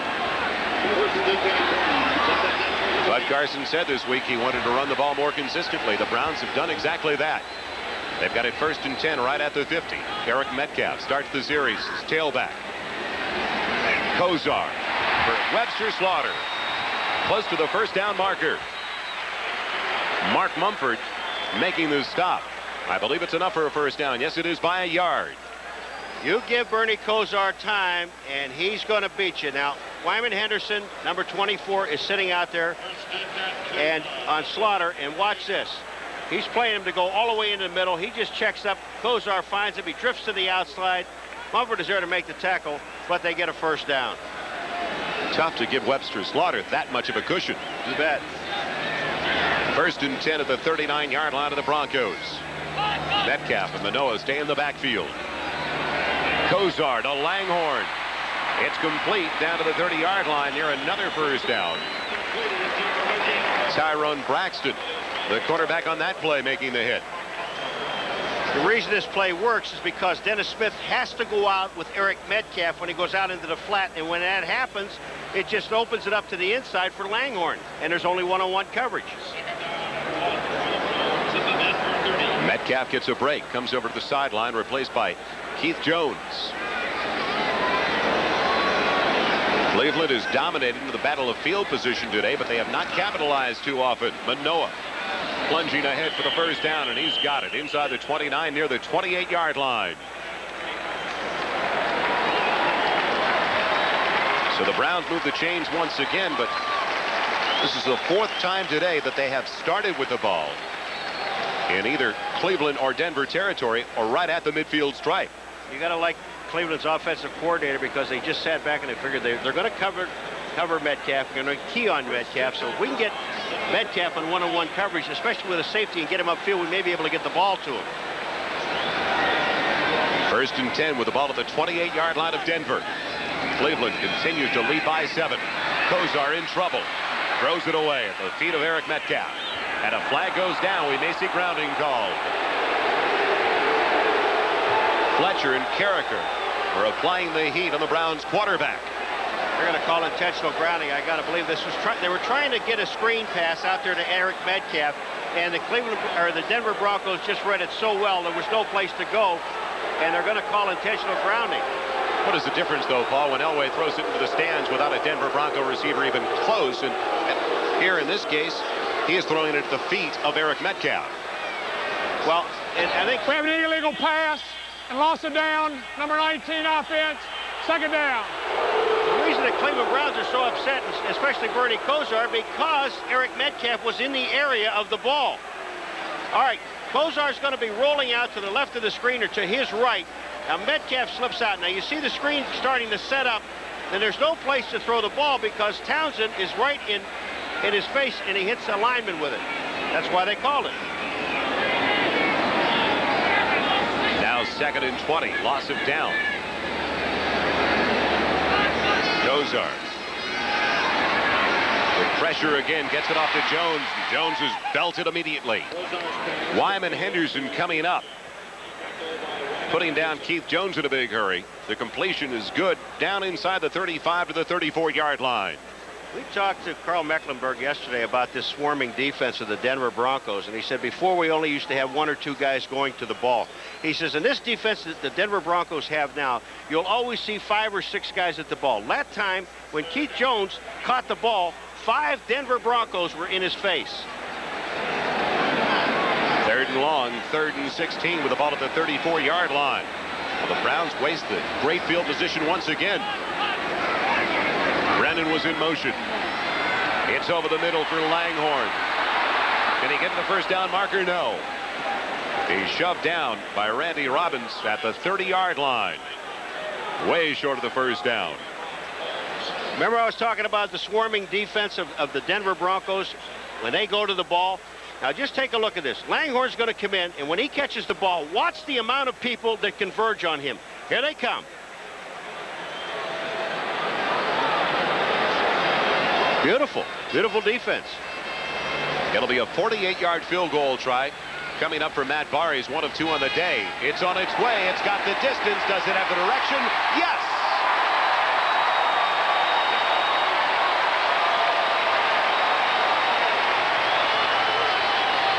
Cleveland has their biggest lead of the day. 2nd field goal of the afternoon for Matt Barr, and the Browns are now on top by 10. Tom Baugh is usually snapping for Matt Barr on his field goal attempts, but he's out today with bruised ribs. And Greg Riccozzi now is snapping for the Cleveland Browns. So Riccozzi taking over and coming through after that 48-yard field goal. Barr gets into it, and it's taken by Ken Bell at the 5. Bell dumped down at the 20-yard line. Kyle Kramer, number 40. What a great job on special teams. Next Sunday, join NBC Sports for Week 5 of the NFL season, beginning at 12:30 Eastern with Bob Costas, O.J. Simpson, and NFL Live. And then our exciting regional coverage highlighted with some great hard-hitting matchups. Bills Machine Gun Kelly leading Buffalo into the Hoosier Dome to battle Eric Dickerson of the Indianapolis Colts. Others will see A couple of great quarterbacks duel when Jim McMahon and the Chargers take on John Elway's Denver Broncos. And it's Kozar versus Marino in that game between Cleveland and Miami. Check the local listings for the game of the time in your area. 1st and 10 for Denver. They've got it at their own 20. Play action for Elway. And it's batted away. Michael Dean Perry.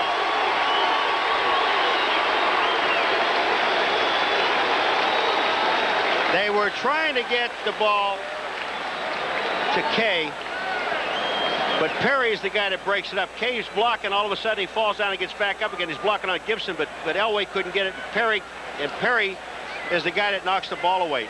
Elway has had some problems because this defense is in his face, and they're jamming him all the time. Look at it. It looks like right now Elway's got time. The defensive secondary is just making great coverage. There's Clarence Kay there. No way to get the ball there because Perry knocks it down. Bratton in motion out of the backfield on 2nd and 10. Elway rifles it over the middle for Jackson. Make it Vance Johnson. Johnson inside the 40, to the 30, to the 20, all the way inside the 15-yard line to the 12. You know it's difficult to keep them down all day long with gifted wide receivers like Johnson and Jackson, and they find Vance Johnson. They find Vance Johnson, and I said that the Cleveland Browns, they have a high-risk defense because they like to play a lot of man-to-man coverage. Now, Harper is supposed to be covering on Johnson. He doesn't, but watch what Harper does. He's the man that has the angle and makes the tackle and saves the touchdown. The ball is at the 12-yard line. When you take a look at outside, Harper's going to be on here, and he's the guy that's going to have to be covering these two guys here that's man-to-man coverage. 68-yard reception. Makes it 1st and 10 to Cleveland 12. Bobby Humphrey on the give. Forced out of bounds, trying to turn the corner. He's out at the 8-yard line. Let's look back at that long pass one more time, Paul. All right, we got to take a look at it. You ended up with Harper right here. And I believe those are the two guys who are going to come down here in the middle. When that happens, you're looking at one-on-one coverage, but Harper does stay with him and make the play. And Vance Johnson comes in. Bang, he makes the catch. And Harper chases him and saves the touchdown. Not often you see Vance Johnson caught from behind. 2nd and 6 with the ball at the 8. Delay to Humphrey. Stacked up at the 5. Carl Hairston, the first one to wrap up the running back. And now it's going to be an interesting decision for John Elway and the Denver offense with 3rd and 2 inside the 5-yard line. Extra defensive backs coming in now for the Cleveland Browns. They bring in Tony Blaylock and Stephen Braggs. 3 wide receivers split out for Elway. Winder the only one in the backfield. And Elway's going to use his first time out of the second half. Be pretty tough to hear his signal call anyway, with the noise down to the end zone in front of the Dawg Pound. Big decision coming up. Trailing by 10, the Denver Broncos are facing a 3rd and 2 inside the 5-yard line of the Cleveland Browns and in front of the noisiest area in all of Cleveland Stadium. Well, after John Elway took the timeout, then he went to the official and say, hey, the noise is loud. And he's going to, I would imagine, if he can't hear, he's going to step away from this. He's came into the huddle just now, and he looked at the referee and just said, hey, wait a minute. If I can't hear, I'm coming out. 3rd and 2 with the ball at the 4-yard line. Split in the backfield. Denver today 0 of 6 in 3rd down conversions. Their biggest so far. It's Humphrey up the middle. He's got the first down. He's got the touchdown. Flags down in the play, though.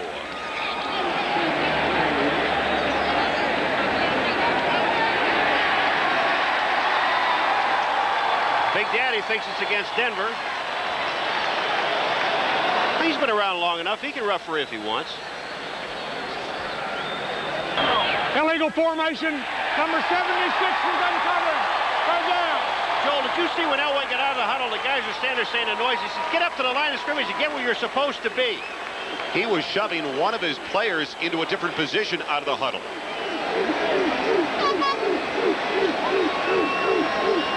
This is the way they lined up on 3rd and 2 at the 4. And I'd be very honest with you, I don't see where the illegal formation is at this point. Because all the linemen are intact right here. That's no problem. I don't see it. Only the second penalty of the day against the Denver Broncos comes at a crucial time. Now it's 3rd and 7 with the ball back at the 9-yard line. Mark Jackson in motion. Elway out of the shotgun with pressure coming up the middle. Elway for the end zone, and a flag is down in the play as it's out of the hands of Sammy Winder. It falls incomplete, but was there interference? We got a fight in the end zone between two players.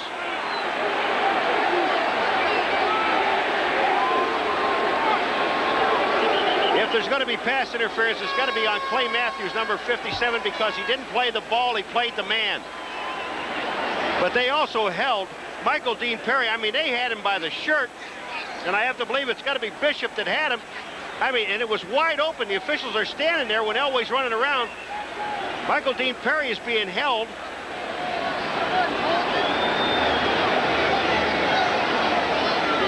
Tom Dooley, the referee, sorting things out with his officials. He's getting a little testy. He doesn't want that official to put his arm around him. Here on national television, you know, don't put your arm around me here. An incredible play again, though, by John Elway when it looked like there was nothing available. He found Sammy Winder right on the goal line. Well, nothing available. Personal foul. Personal foul there, but there's a holding penalty. They got 2 against Cleveland, 1 against Denver. You'd have to believe the personal fouls will offset each other. Dead ball fouls, Paul, after the play was over. And the holding call would go against Cleveland. All right, Clay Matthews is the man that's going to be covering Sammy Winder, and I think that's a pass interference where he is. We have holding, defense, offsetting, personal fouls, offense and defense, replay, 3rd down. They'll do it all over again. I'm going to tell you, they held Michael Dean Perry all over the field and didn't call it, and it was wide open. Michael Dean Perry is right here, and just watch what happens when he comes in. Watch the holding. Look at his arm. They're dragging. Bishop's got him by the throat, and the official's standing right there. Now, the defensive penalty was against Matthews, number 57, in the end zone, because he was playing the ball right here instead of playing the man, and they called pass interference there. It'll be 3rd down once again. 3rd and 7 with the ball at the 9-yard line of the Browns. Inside give to Winder. Goes nowhere. Robert Banks tripped him up at the line of scrimmage.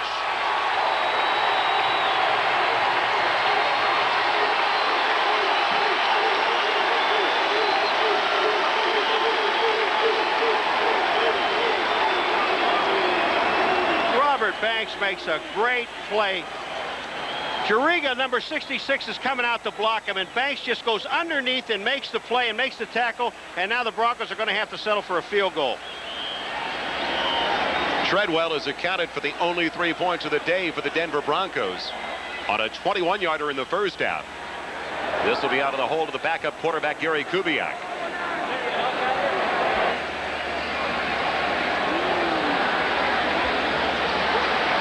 Will the clock operator please reset the clock to 2:30? 2:30 on the clock. Right now, there's 2:22 left in the 3rd quarter. So they'll put 8 seconds back on the game clock. Will the clock operator please put time 2:30 on the official clock? Is that a wake-up call? They yelled at him twice. All right, he's got it now. He's got it. It's a tough wake-up call in front of 80,000. Oh.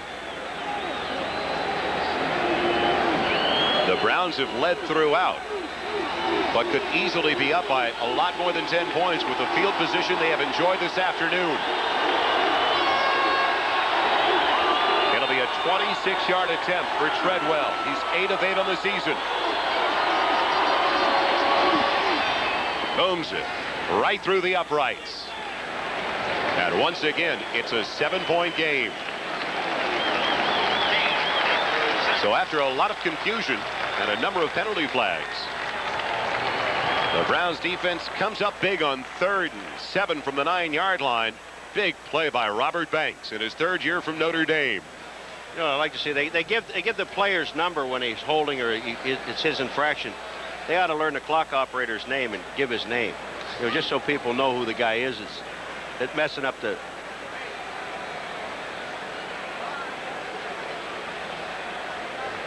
Another look at the illegal formation. All right, what they're saying here is that the right tackle is uncovered. Now, here's the right tackle.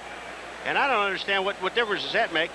See, this wide receiver here has got to be up on the line of scrimmage. And when he's out here, because he becomes an eligible receiver. So that when that man is not on the line and the tackle is there, the tackle becomes an eligible receiver. And we thank George Finkel for that. And that wide receiver who just came into the game, Michael Young, had only been in for a couple of snaps today.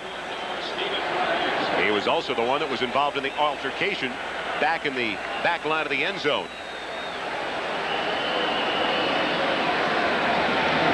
Eric Metcalf waiting for the kickoff from Treadwell. Metcalf will work from his own 4. And Metcalf sliding down across the 20 at the 22-yard line. Good coverage by the special teams of the Denver Broncos. Kip Corrington making that hit. Kansas City still clinging to that 3-point lead that they had at halftime.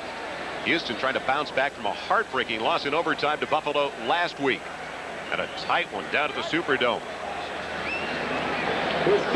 Pittsburgh led most of the way. They still maintain that 7-point advantage. And the first start of the year for Doug Flutie, not a very productive one so far. 1st and 10 for the Browns. Their own 22. Kosar to a wide open Webster Slaughter across the 40 to the 43-yard line.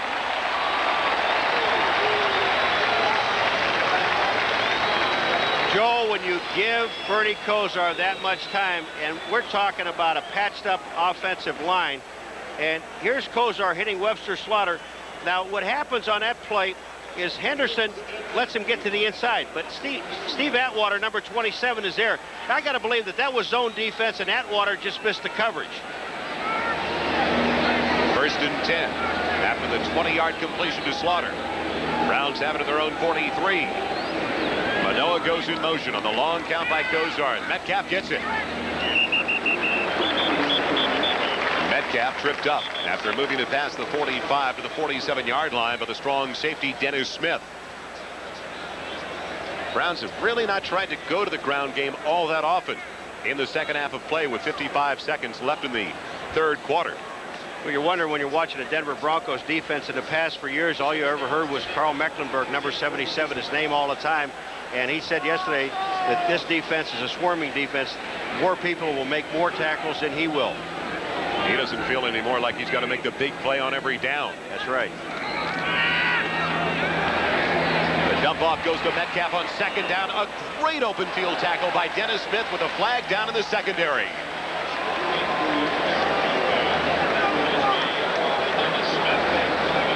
They don't come much better than that open field tackle by Smith. No, Dennis Smith read it. And Ozzie Newsome, it may be offensive pass interference or a pick play.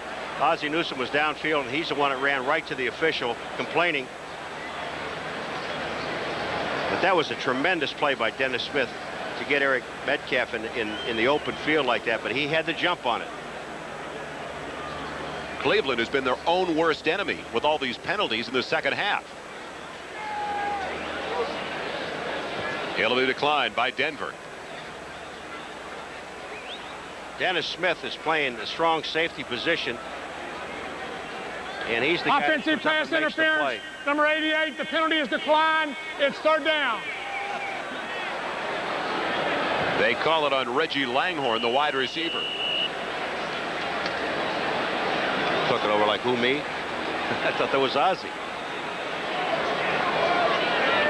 One interesting comment Dan Reeves made to us yesterday in regard to his defense. He wondered why more younger players weren't making his defensive unit. He thought if the system was too complicated, then he was going to have to change the system, which he did, going to Wade Phillips. This should be the final play of the 3rd quarter. On 3rd and 10 from the 43. Pocket holds up, and Kosar will run. Huge hole up the middle. Kosar for a 1st down into Denver territory.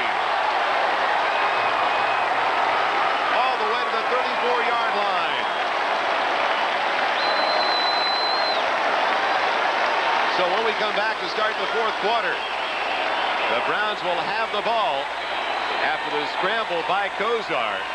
And the Browns also clinging to that 7-point lead.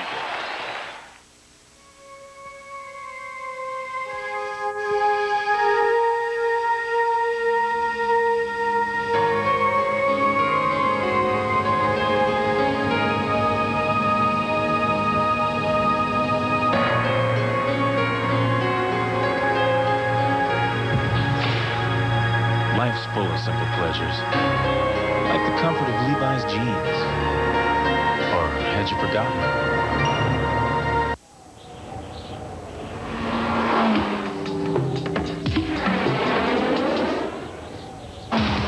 The anti-lock brakes on the 1990 Acura Integra were inspired by those used to stop jet aircraft. And while you might expect to find such technology on a multi-million-dollar airplane, you might not expect to find it on an automobile that costs considerably less.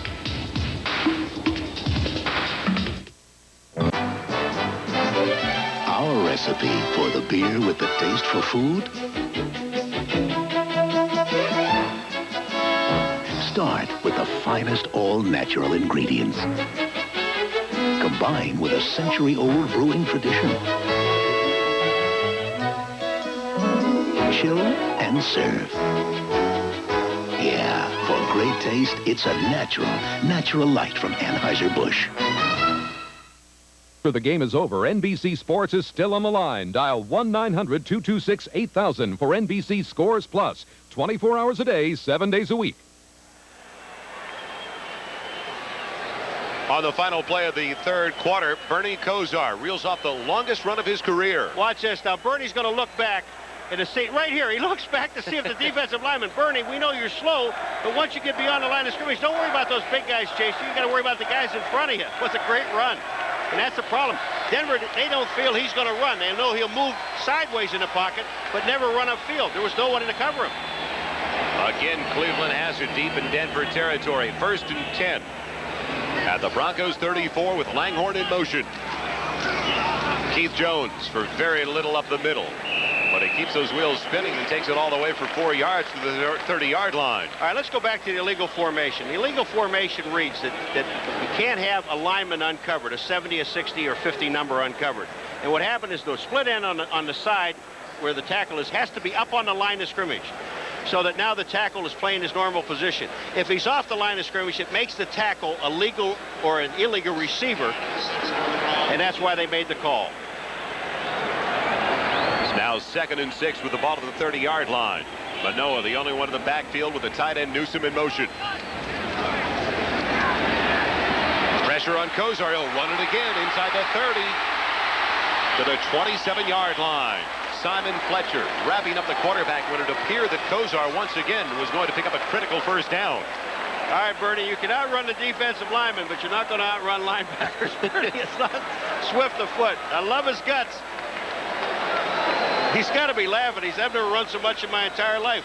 That's because the defensive secondary really did a great job. Brooks misses him in the backfield. Now he's going to try to outrun Fletcher, number 73, and no, Bernie, get down. 3rd and 3 now for the Browns. Ball to the 32 or make it the 27-yard line. They're 3 of 11 in third down conversions. Metcalf on the inside give. Breaks out of the first tackle. Breaks another tackle. He's close to the first down marker. He needed to go to the 24-yard line. That's exactly where he went down. What a difference it is when you have a running back that just keeps his feet moving. When Metcalf went inside, I mean, he doesn't like the mark of the ball. There is a flag down to the play as well out of the secondary. And it's going to be called against Cleveland. But Metcalf keeping his feet moving, was stopped at the line of scrimmage, moved back to the outside, and did have the first down, I thought, but the flag is on Cleveland. Illegal use of hands, number 84, offense, 3rd down. That's the wide receiver trying to apply a block downfield, Webster Slaughter. All right, watch Metcalf here now. He's going to try and follow right up in the middle of the line. There just is no place to go. Now watch what he does. He keeps his feet moving and then moves back out to the outside. Now here comes Slaughter. Slaughter's block was from behind. It was on the left of the screen, hit the man. When you can see his name on the jersey, you can't touch him. The worst part about it is Metcalf already had the first down. Instead, it'll be 3rd and 10 with the ball back at the 34-yard line of Denver. 4 wide receivers setting up for Bernie Kosar.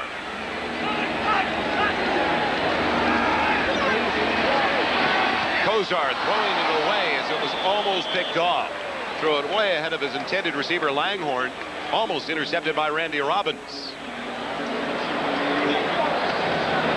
Kansas City still maintaining that 3-point lead. Houston adds to their advantage over Miami.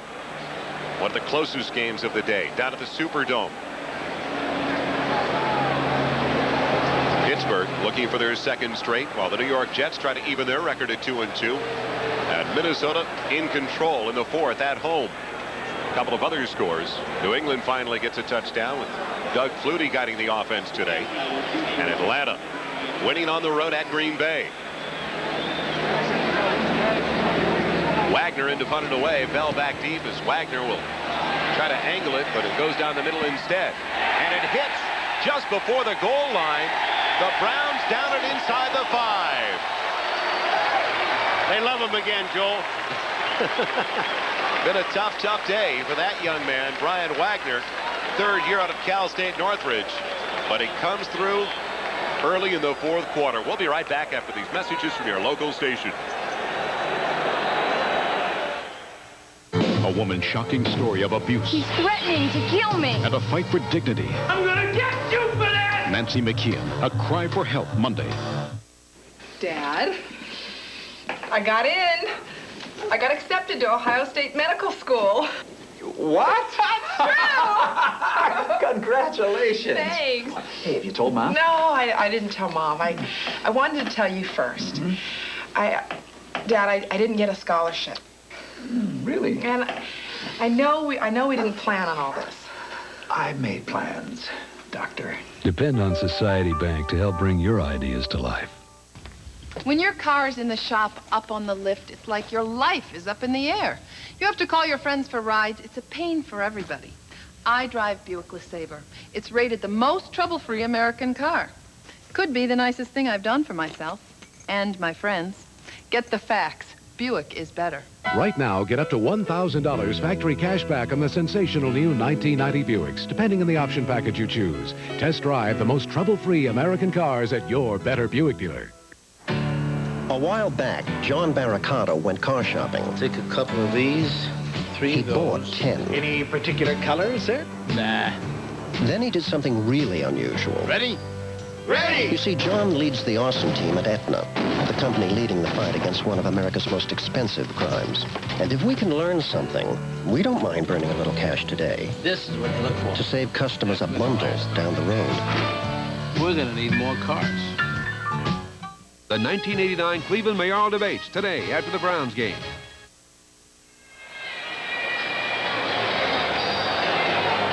The Denver Broncos back around their own goal line once again, starting with the ball.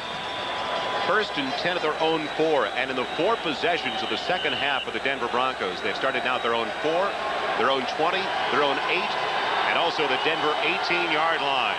You thought you heard the noise when they were going in for the score. Where do you hear it when they come try to get back out of here? Paul, I'm surprised they have not utilized Clarence Kay, the tight end. He caught 5 last week in the win over the Los Angeles Raiders, and usually when things are working well for Denver, Kay is in the middle of things. Well, you got Pat Kelly in there now, number 87 is a tight end. They send Melvin Bratt in motion. Play action for Elway out of his own end zone, and it's almost intercepted. Out of the hands of Mike Johnson. Well, Bobby Humphrey told us yesterday one of his biggest adjustments was trying to hang on to John Elway's rifle passes. It's got to be tough for a linebacker. It is. And Johnson was right there. He can walk into the end zone. He's reading Elway's eyes. His man actually is sitting in there and waiting for the back to come out, which is Humphrey. He doesn't come out, but Mike Johnson reads it so perfectly, and the ball hit him in the hands, and he dropped it. What an exceptional day it's been so far for the Cleveland defense. Now 2nd and 10 for the Broncos at their own 4-yard line. Elway rifles it for Jackson. That's incomplete. Mark Harper, the cornerback, getting the start today due to the groin injury to Hanford Dixon. He has come up with some big plays as well. Clay Matthews was right in Elway's face, and that was just a bad pass because he had the wide receiver Mark Jackson open. Would have been a first down. I don't think John Elway's happy right now with Mark Jackson. They have Michael Young in there. Elway is complaining.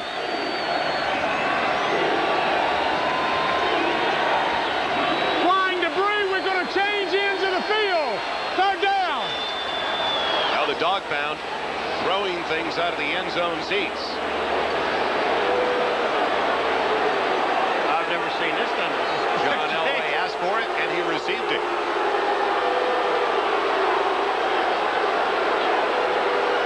So it'll be 3rd and 10 at the 4 at the opposite end.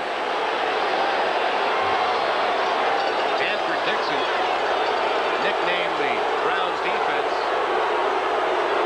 the Dogs, and the fans took to it immediately, especially at that end of the field. Well, the people at the other end, if the guy has a good arm, he can hit him. It's only 30 yards. But I'll tell you, there's enough people at that end that can yell just as much as this end over here. Well, Paul, I know you've seen a number of games at this stadium, and I worked a couple at Cleveland Stadium last year, and I have never seen it. And I've always seen dog bones in other articles coming out of the end zone. Bud Carson is very upset about it. Now, what happens if they get the first down? Do they go back to the other way again? I'm just taking a look at the flags. The flags are basically limp, so I'm looking at any kind of wind advantage that Denver might give up or pick up.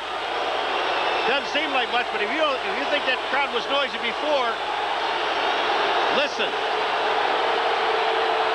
Here they go. Most of the NFL say this is the noisiest stadium that is not domed. Elway looking around. Tom Dooley tells Elway to play on. Elway throwing his arms up in the air like I can't hear. There's a high school field next door here, Joel, if they can go over and finish this if they'd like.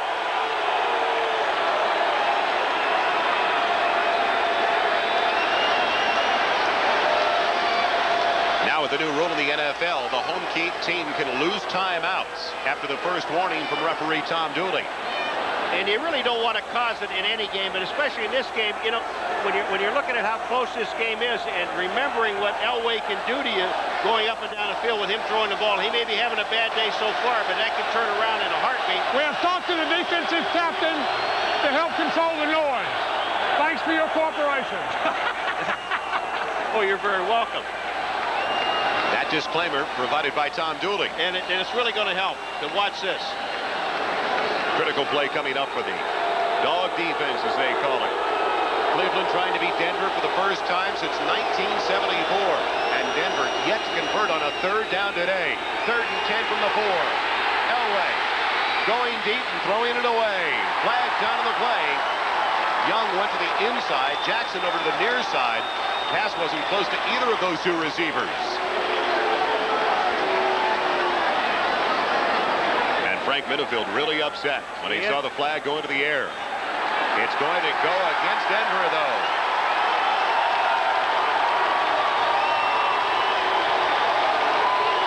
Minifield was covering number 83, Michael Young. Offensive pass interference. Number 83 offense. 4th down. Penalties decline. It was Michael Young pushing off. Minifield had excellent coverage. Besides that, the ball wasn't catchable. Here's Minifield on Young, 83 to 31. Now watch this. Michael Young pushes off there. You can't do that. The defensive man has as much right as you have. But again, that ball, as you said, was not catchable. Durand punted away from his own end zone. It's a wobbler, a returnable time for McNeil, who takes it at the 48. McNeil inside the 40 down to the 38-yard line of Denver. Again, exceptional field position for the Browns to start their drive. And Bud Carson still upset over that call by the referee to change ends for the Denver offense. It'll be 1st and 10 inside the 39 when we come back for Cleveland. Talk to me, CJ. What are you really feeling? It's very sweet. This is what sets every Mazda apart. It's called Conseil Engineering. Engineering based on human feelings. Keep an eye on his pulse, please. With it, Mazda can actually learn how to create cars that feel just right. Because to us, feeling right is what driving is really all about. Mazda. It just feels right. I got a phone call this morning from one of our oldest customers. He fired us. After 20 years, he fired us. Said he didn't know us anymore. I think I know why. We used to do business with a handshake, face to face. Now it's a phone call and a fax. Get back to you later. With another fax, probably. Well, folks, some things gotta change. That's why we're gonna set out for a little face-to-face chat with every customer we have. But Ben, that's gotta be over 200 cities. I don't care. Thanks. If you're the kind of business that still believes personal service deserves a lot more than lip service, welcome to United. Larry. Lewis. That's the way we've been doing business for over 60 years. Ben, where are you going? To visit that old friend who fired us this morning. United. Come fly the friendly skies. NBC Sports coverage of the National Football League is brought to you by Anheuser-Busch. We brew our fine quality beers to be enjoyed responsibly. Remember, know when to say when. By Mazda Cars and Trucks. Mazda, it just feels right. And by United Airlines, rededicated to giving you the service you deserve. Come fly the friendly skies. The wind is not much of a factor today at Cleveland Stadium, but while we were away, Bernie Kosar was trying to get Tom Dooley to turn things around one more time. First and 10. Cleveland's got it. Just outside of the 38-yard line of the Broncos. And Kosar called a timeout.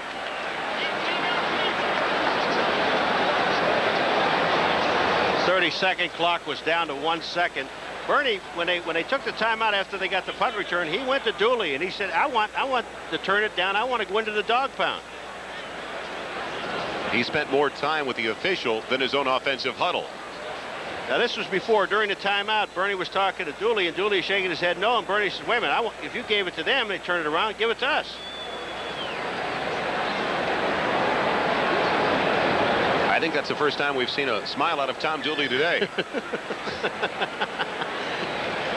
Poor baby's had a tough day. It's been a tough day as well for the Miami Dolphins and Don Shula. Washington with their first lead of the day at the Superdome in the fourth quarter over the Saints. Pittsburgh has extended their advantage over the Lions now at the Silverdome, and it's all tied up between the Colts and the Jets, with Minnesota in control at home, and Buffalo up by 21 to the Patriots and Doug Flutie. First and 10, just outside of the 38. Metcalf on the reverse, gives it off to Langhorne. The blocking not there. Langhorne in no man's land with flags down to the play, and he's down to the 49-yard line. And you're going to have a holding penalty on Ted Banker, number 68. Denver talked about this yesterday. They said, we know they're going to run a reverse, and we talked to the Cleveland people, and they said, we would like to get the reverse done early in the game. This isn't early in the game. There's 12 minutes to go in the fourth quarter.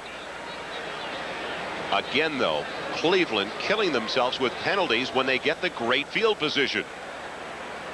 They've had super field position all day long and have only been able to put 13 points on the board. And that's just by stupid penalties. Illegal use of hands. Number 68 offense. Penalty is declined. Second down. They call it on Ted Banker, the left guard, his 6th year out of Southeast Missouri State. They'll decline the penalty because it was a loss of 10 yards. The average drive for Cleveland has started at their own 48-yard line. It's now 2nd and 20. Back at the Broncos 49.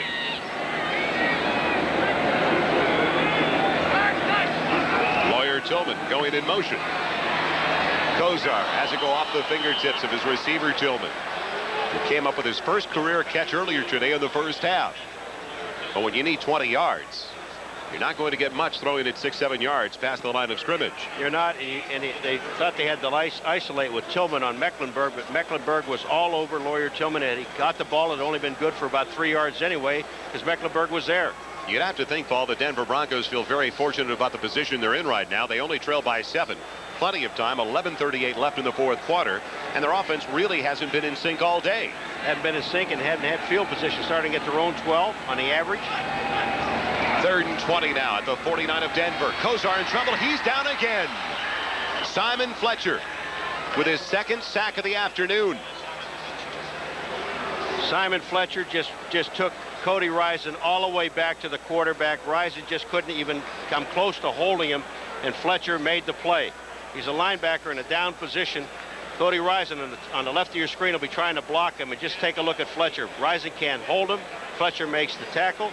Cody was holding Fletcher. That series started at the Denver 39. And now they're punting from the line of scrimmage for Cleveland, their own 43. Wagner into punt to Kent Bell. Barely gets it away in time. Bell bobbles it at the 20. Diving for it. It appears that he came up with it. Yes, he did. Near the 24-yard line. Keith Jones, the first one down there for the Cleveland Browns. So the Broncos get it back, still down by only 7. Glad to be in America, back in the good old USA. I've been missing my baby, the sweet green earth, and a pure simple meal made America's way. A lean quarter pounder hot off the grill with crispy golden fries. America's meat and potatoes. I'm home. That's McDonald's. In a world of distractions and unexpected turns, a car should be like a friend you don't have to talk to. The Mazda 626 is actually engineered to feel just that way, resulting in an uncanny ability to make you feel in control. At the same time, it makes you feel relaxed. The 626 from Mazda. It just feels right.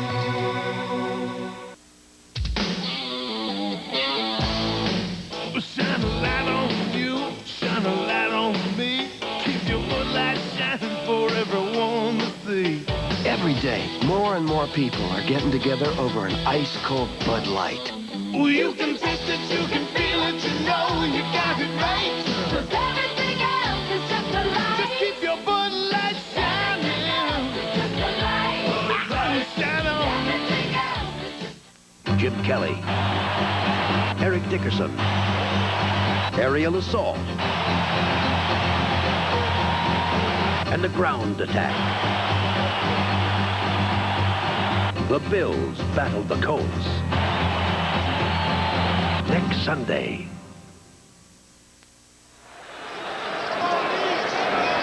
One of the very best in NFL history, Jim Brown, watching today's game in the owner's box. You see Art Modell as well. And on that last punt, the Cleveland Browns almost got another break. Ken Bell couldn't hang on to it. Ken Bell just took his eye off the ball, but he had enough presence of mind to get back and get on the ball. Don't try to pick it up, just fall on it. Double tight end set. They've got Pat Kelly and Clarence Kay in there. Winder the only one in the backfield as Elway fakes the pitch. He's got problems and almost throws the interception to Grayson.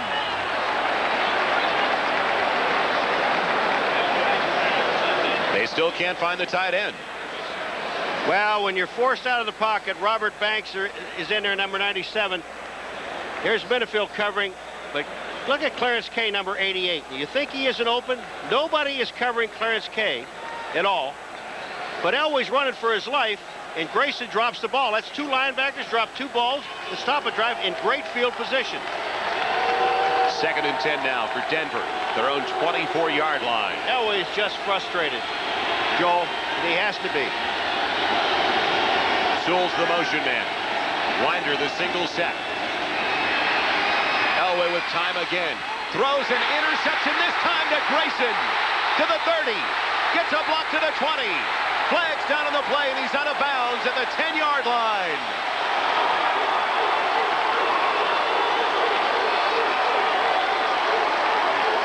There are flags all over the place, but it's after. It's after the interception. The third-year man from Fresno State wasn't going to drop it this time. Elway was trying to hit Pat Kelly, number 87, with the ball, and there was just no place to throw the ball. The Browns were sitting in a zone defense. I think it's the block afterwards, and it might have been... After the interception. Hairston. Illegal use of hands, a block in the back. Number 78 on defense. First down, Cleveland. All right, we're going to look at Grayson here and watch it. He's just going to come back in here and play center field and read Elway's eyes. When Elway throws it, going to hit him right in the hands with it. He's trying to hit Pat Kelly, number 87. Now watch Grayson move into the picture. There it is right there. Pat Kelly is there. Grayson gets there first. He dropped one. He said, I'm not dropping two. And you see the block from behind by Hairston on Winder. Cleveland has the ball in great field position again. They're at the Denver 33-yard line. First and 10. They come out in the eye with Metcalf behind Manoah and Langhorne in motion. It's Manoah banging it straight ahead inside the 30 to the 28-yard line for a gain of 5. Now let's see if they go to the ground. Try to take some time off the clock with 10:45 left in the fourth. Well, they're bringing Keith Jones in to run back there with Manoah. And I just got to believe that Bernie Kosar and the Cleveland Browns are going to try to keep it on the ground. They're inside 10 minutes and 30 seconds in the fourth quarter.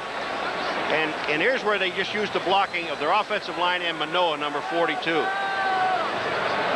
Second and 5. The ball at the 28-yard line of Denver. 7 men on the line of scrimmage for the Broncos.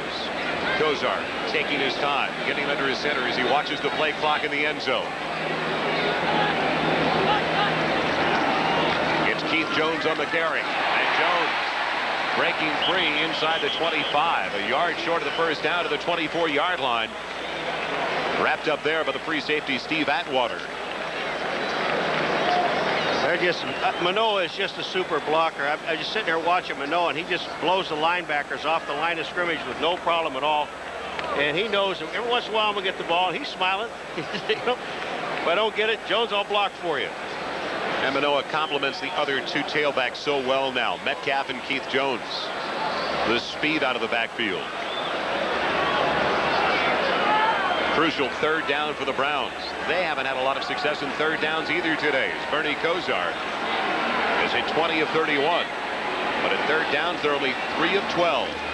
Third and a little bit better than a yard. And Jones near the first down marker. He lunged at that last second. Close to the 23-yard line. Carricker, though, got great penetration. The left defensive tackle for the Denver Broncos. All right, right behind here is Manoah. Now watch, he's going to come right over here and make the block on the outside. Watch Manoah's block. Here he comes, right to the outside, and he just hammers Michael Brooks. And they're going to measure for this. I think they may be about a half a ball short. You kick the field goal, it puts you back up by 10, or do you go for it? Maybe half a ball short, or more than that now. Boy, they got to move that thing back a little bit. That's a long way. They're almost a full yard short of the first down. And Matt Barr will try to give the Browns a 10-point lead. He has hit a couple of field goals today. He's had one blocked. He had a 48-yarder. Also a 36-yarder. His first attempt from 47 yards was blocked by the Broncos' Dennis Smith, who went in untouched up the middle. This time it'll be spotted to the 32, making it a 42-yard attempt. Remember, there's a new center in there now on the field goal team. The new center is Greg Ricosi. It's back, it's down, it's up, it's on its way, and it's no good.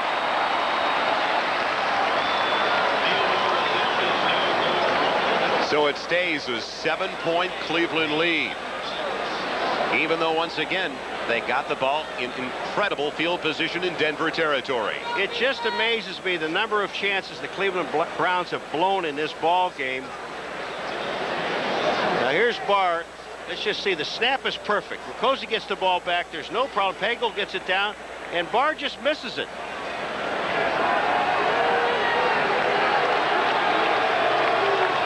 That last drive was the 5th time today that Cleveland has started with the ball in Denver territory. Winder on the 1st and 10 carry. Belted as soon as he gets it past the 25 to the 27-yard line. Al Baker, Mike Johnson combining for the stop. What a long day, though, it has been for John Elway. 3 of 15 for 127 yards. And he had that one pass picked off in the last series by David Grayson. And you wonder why, you know, he's not throwing the ball to Sewell and all the other people. He's got Jackson and Johnson, Clarence Kay. He just hasn't had the time. 2nd and 7 with the ball to the 27, the delay to Bobby Humphries. Bobby Humphries with room across the 35. Out to the 40-yard line for Denver first down. And this is a draw play. The Cleveland Browns sitting back thinking that Elway's going to throw the ball, and he hasn't had that much success. 26. You're going to see it right now, Bobby Humphrey. But just look at the good-looking blocks by Alexander up in front, which is also called a hold. I just can't understand how the officials miss them when they're right in the middle of the field and they're right in front of you. Alexander in front of Humphrey with Jackson in motion on 1st and 10. Fake on the reverse. Humphrey can't get away from the cornerback in the free safety feign gash. He's dropped at the original line of scrimmage, the 40-yard line.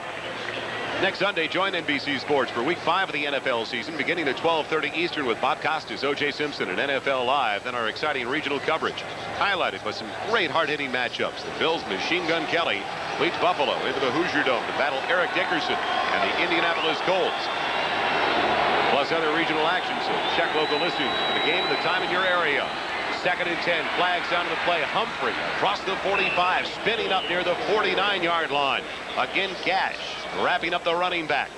But there were flags at the line of scrimmage. And Clarence Kay tells us offside against Cleveland.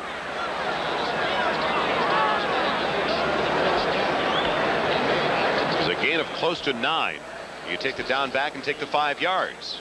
You know, when you talk about this game is the opportunities that Cleveland has had. Just give credit to the Denver Bronco defense. I mean, they've stayed in this ball game all the way, only given up 13 points. And one was on a fumble. 57 defense. Penalty is declined. 3rd down. Remember, the fumble came by Michael Dean Perry, and all of a sudden, right off the bat, they get a touchdown. But that's 2 field goals after that. This defense of Denver, you've got to give an awful lot of credit because they've hung in there all day long and have not had any help, and I mean any help, from the offense. And that defensive front 3 for Denver in particular has put a lot of pressure on Bernie Kosar. On 3rd and 1, they get the first down. John Elway with the quarterback sneak to the 49-yard line. Does this look like overtime to you? I think I said that about a half hour ago, that it looked like a dead cinch for overtime. But you bring up a good point, Paul, because the secondary for Denver has 3 new starters in there, joining Dennis Smith. And a very aggressive Denver defense. They don't sit back and wait any longer. They gamble. They take chances. 1st and 10 at the Cleveland 49. Vance Johnson in motion. Elway close to another first down to the completion, but flags are down on the play again as it's taken into the 39-yard line by Mark Jackson. This time, illegal use of hands against Denver. Seems like the second half it's been about a flag every other play. Well, it's like 3 steps forward and 6 back. Illegal use of hands. Number 60 offense. First down. They call it on the left tackle, Gerald Perry, in his 2nd year out of Southern University. You know, that was the first pass in this drive that Elway has thrown, and they took the ball over with about 10 minutes to play, and the ball, it's down to now 3:47 and counting. 5 minutes to play? 5 minutes and 47 counting. Sorry, I said 3 minutes. 1st and 20 now. Denver at their own 41-yard line. 3 wide receivers in the pattern. They brought in Sewell. Pocket collapsing. Elway, though, going for the bundle for Sewell. Sewell's got it to the 10. All the way down to the 5. And he worked against Frank Minifield. Okay, we kept saying, you know, why doesn't Elway throw to Sewell? downfield. Well, when you have enough time to throw the ball, and Elway had all the time in the world, Sewell just gets to the inside of Minifield, and Minifield is one of the best, and beat him to the inside. They have the ball at the 6-yard line. Here's what I'm talking about, Joel. This makes a heck of a difference to a quarterback when you can stand there and look over everything and wait for your wide receiver to get open. Excellent blocking by the offensive line. First and goal at the 6. The give to the fullback, Alexander. Bottled up right at the line. Clay Matthews stuffing the play completely.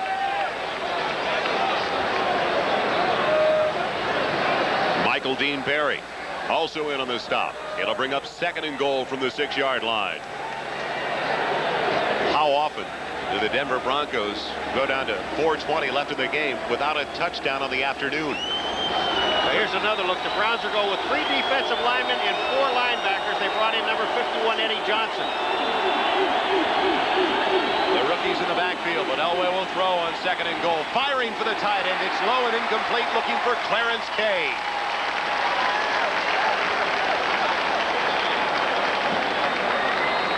They just brought in Eddie Johnson, and he lined up, and as soon as he reached past, his man is Clarence Kay. The question is Clarence Kay pushing off? Here he comes off the line of scrimmage. Clay Matthews releases him to Eddie Johnson, 51. Now look at this. No pushing off. They just get into contact. That ball hit him right in the chest. Was a little low. And it was only 100 miles an hour. Yeah, I know. That thing ricocheted off his shoulder pads. Put a dent in his chest. 3rd and goal at the 6-yard line. 3 wide receivers to the same side. The lone one to the near side, Michael Young. And Elway monolozing at the line, but didn't get it in time. He had to use a timeout.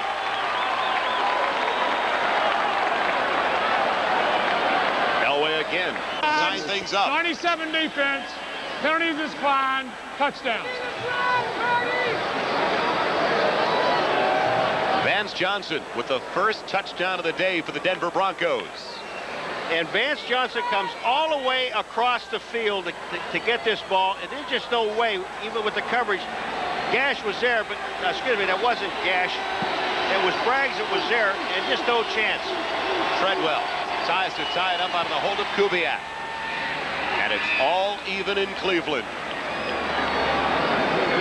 You figured it was going to be a struggle coming in today. It's turned out to be a defensive battle. Well, between the Browns and the Broncos. The Broncos had a triple formation that time with Vance Johnson in the slot. And he just takes Gash all by himself. Here's Johnson here, and he's just going to come down and go right along the line, and he's got one-on-one coverage here and end up making a catch for the touchdown. Watch where he comes from. He just comes underneath, bumps into Gash, makes the catch. It is touchdown, but he was limping when he went off the field.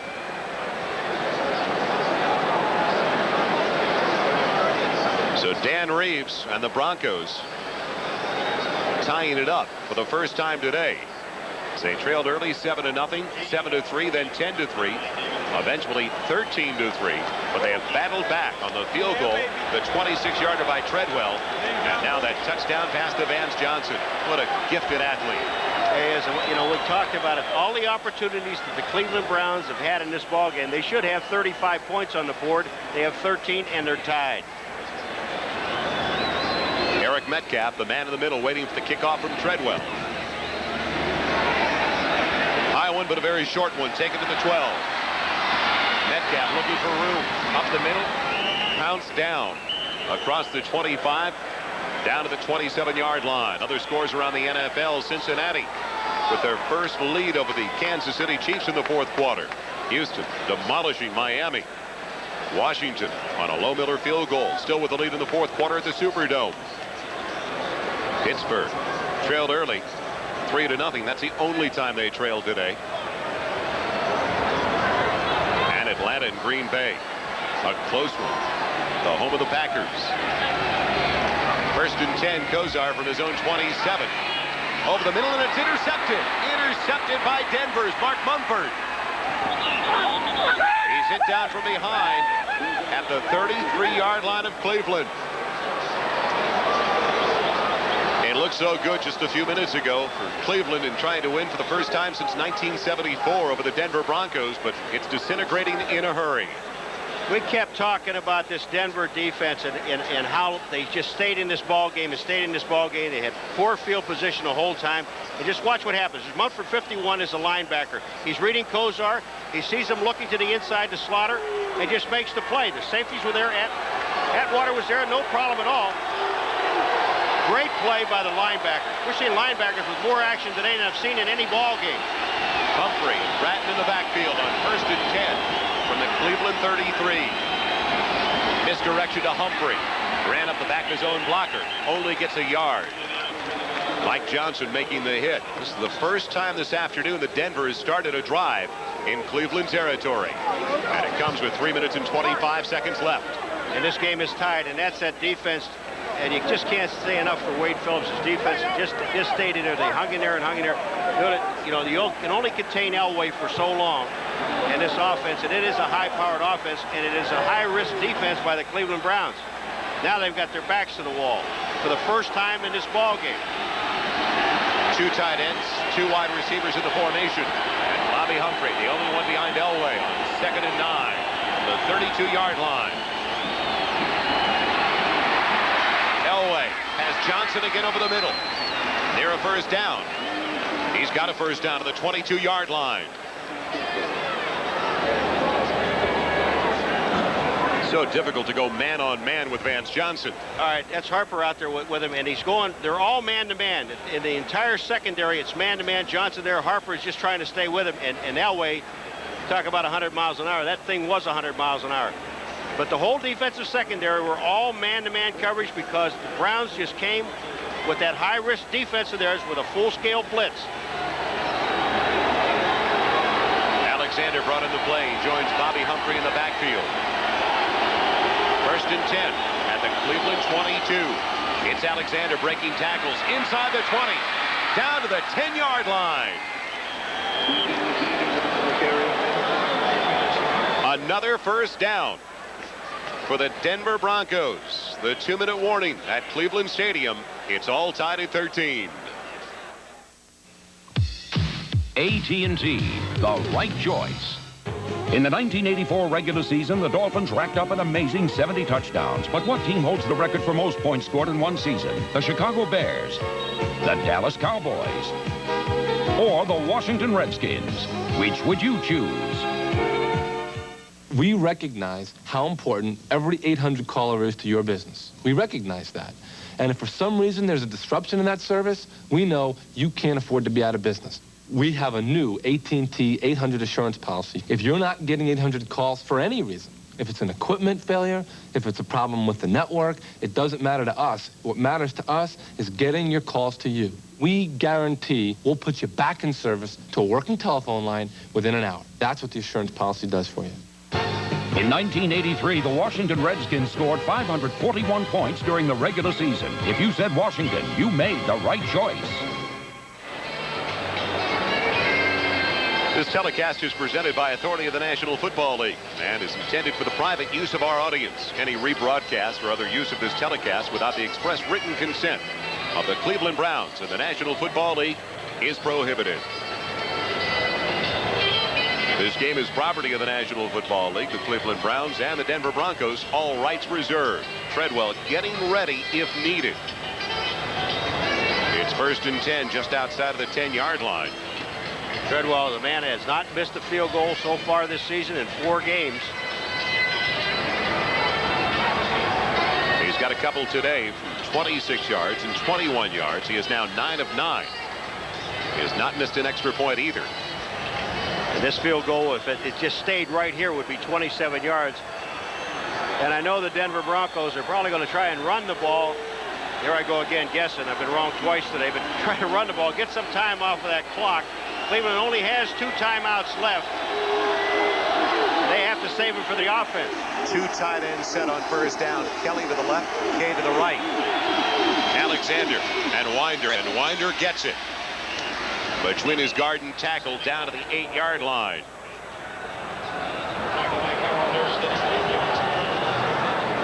Now to the Cleveland Cleveland Browns start using their timeouts? Yes, they'll use their first. Browns have 2 remaining as it's tied at 13, and the Broncos trying to break that 13 all time.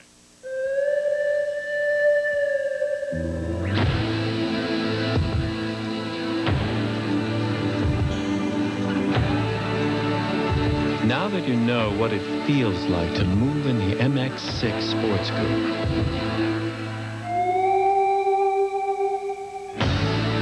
come sit in the saddle. The MX-6 from Mazda.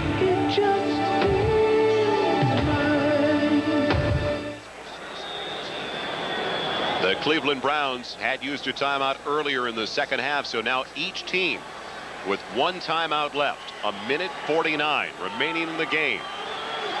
What was the opening of our show? Wasn't it Elway going down the field? The drive. Is that something? Talk about snake bitten. Art Modell, the owner of the Browns, looking on from his box with Bratton in motion. Second from the 8. Winder. Racked up in the backfield. Fumble. Who's got it? Cleveland recovers.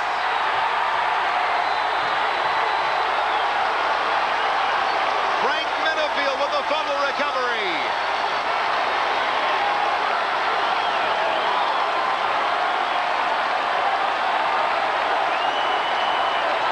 Mike Johnson with the big hit on Sammy Winder. I said a high-risk defense, and these guys put an awful lot of pressure on you. There's Modell talking to Jimmy Brown. But you take a look at it now. Here comes Winder, and he's trying to get to the outside. And look at Johnson. He is right there and makes a play and just strips the ball out of Winder's hand. Minifield in on the play.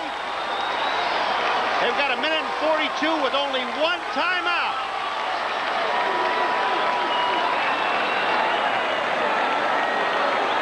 From one extreme to the next.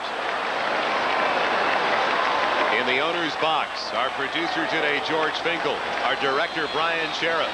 We could be around for quite some time now with 1:42 seconds left in the 4th quarter.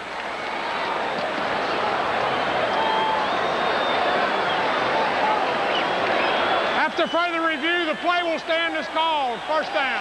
Was there any doubt? All right, let's just take a look at it again. And Mike Johnson is the man that's going to strip it. Here comes Winder. He just reaches for the ball and just yanks it out. Winder can't do anything with it. Minifield, number 31, jumps on the ball. They have, what, 84 yards to go? 2 wide receivers to each side for Kozar. Buys some time. Now he's in trouble and he goes down. Again, that defense getting in there. Andre Townsend. Good pressure all day on Bernie Kozar. There was excellent pressure on Kozar, and they're in a hurry-up offense, but Kozar did the smart thing. Don't make a mistake and throw the ball away here. If you have to, we'll go into overtime. That's what he's telling his players. Sack is a loss of 3 back to the 13. 2nd and 13. Little one to Brennan. Hangs on after he was hit immediately by Carl Mecklenburg. It's out to the 20-yard line, bringing up a 3rd. 3rd and 6.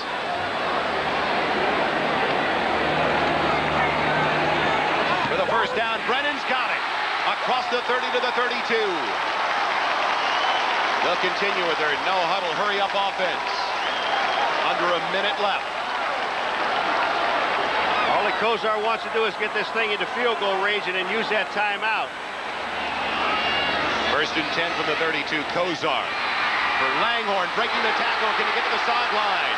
Across the 45 to the 47. I thought he'd head for the sideline. You should use a timeout right now because it's going to take too long to get these guys back in the huddle. You can always throw the ball into the ground. I think that's what he's going to do, or he should do.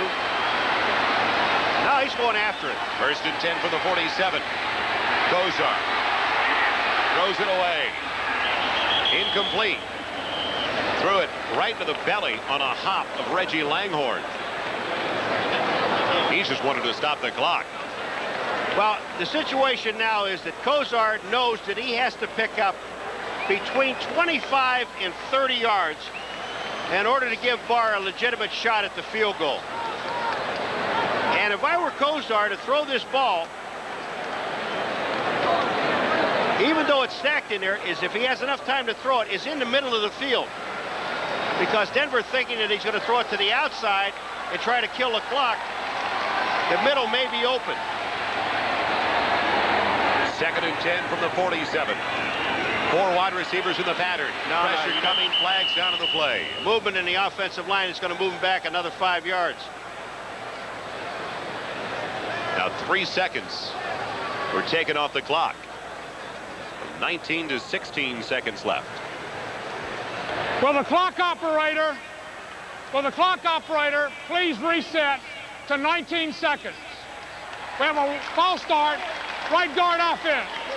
2nd down.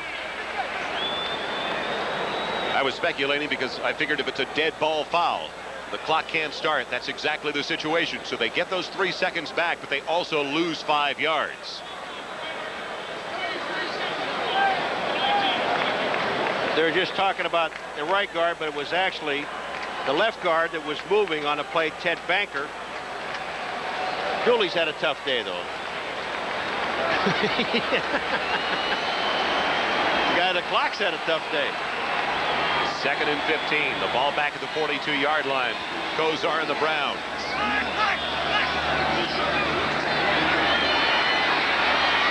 Over the middle, it's Slaughter. It's complete to the 40. Do you use your timeout now? I don't think they have a choice. Yes. The reason I was telling you before, Joel, I'll get back to it right after this commercial. We'll be right back to Cleveland for the final 12 seconds of a tied-up affair. Liberty Mutual presents the accident that never happened. Our commitment to preventing injuries helped make us the leader in workers' compensation. America believes in liberty. Liberty Mutual Insurance. This is a machine built for absolute dependability. And these are its hardest working parts. The uncompromising mechanics of American Airlines.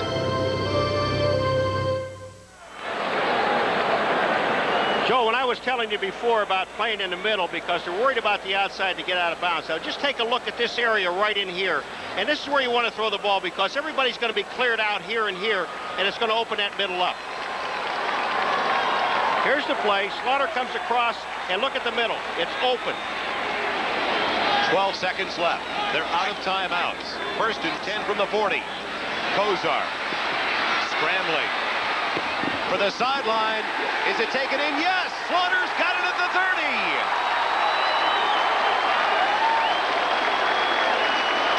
Tiptoeing on the sideline. Incredible catch by Slaughter. Slaughter had 2 guys out there, and Langhorn almost reached for it. He thought it was for him, and it ended up in Slaughter's hands, and Slaughter makes the catch. And Langhorn got hurt on the sideline. Now it's going to be a 48-yard field goal by Matt Barr. As long as last year a 47-yarder, his career best back in '86, a 52-yarder. Bad snap, he gets into it. Is it good? Yes, it is!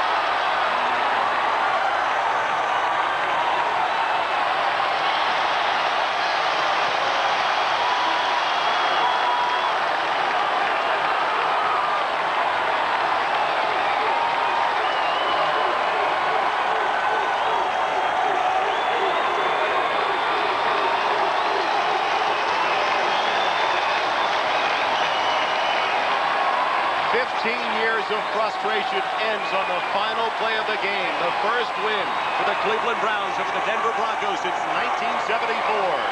And I said to you at the beginning of this game, Joel, in the first quarter, you want to see a great defensive football game. You have just witnessed one of the finest defensive football games I've seen in a long time. The Cleveland Browns had so many opportunities to put this game away, but made stupid mistakes on penalties. But you've got to give credit to the Denver Broncos defense and especially their secondary. What great coverage and what a great job the defense did. It's a shame But one of these teams had to lose this game. Paul, it just barely made it over the crossbar. A 48-yarder by Barr.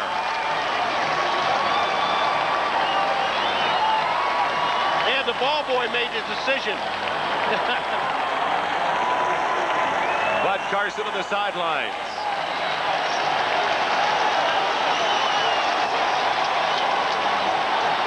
That stops the 10-game winning streak by Denver over Cleveland. Watch how long Barr had to wait. Look at him. He's still waiting. Get excited, man. You just won the game. Let's not forget about the placement by Pagel on a snap that skipped back to him and still had time to spin it around.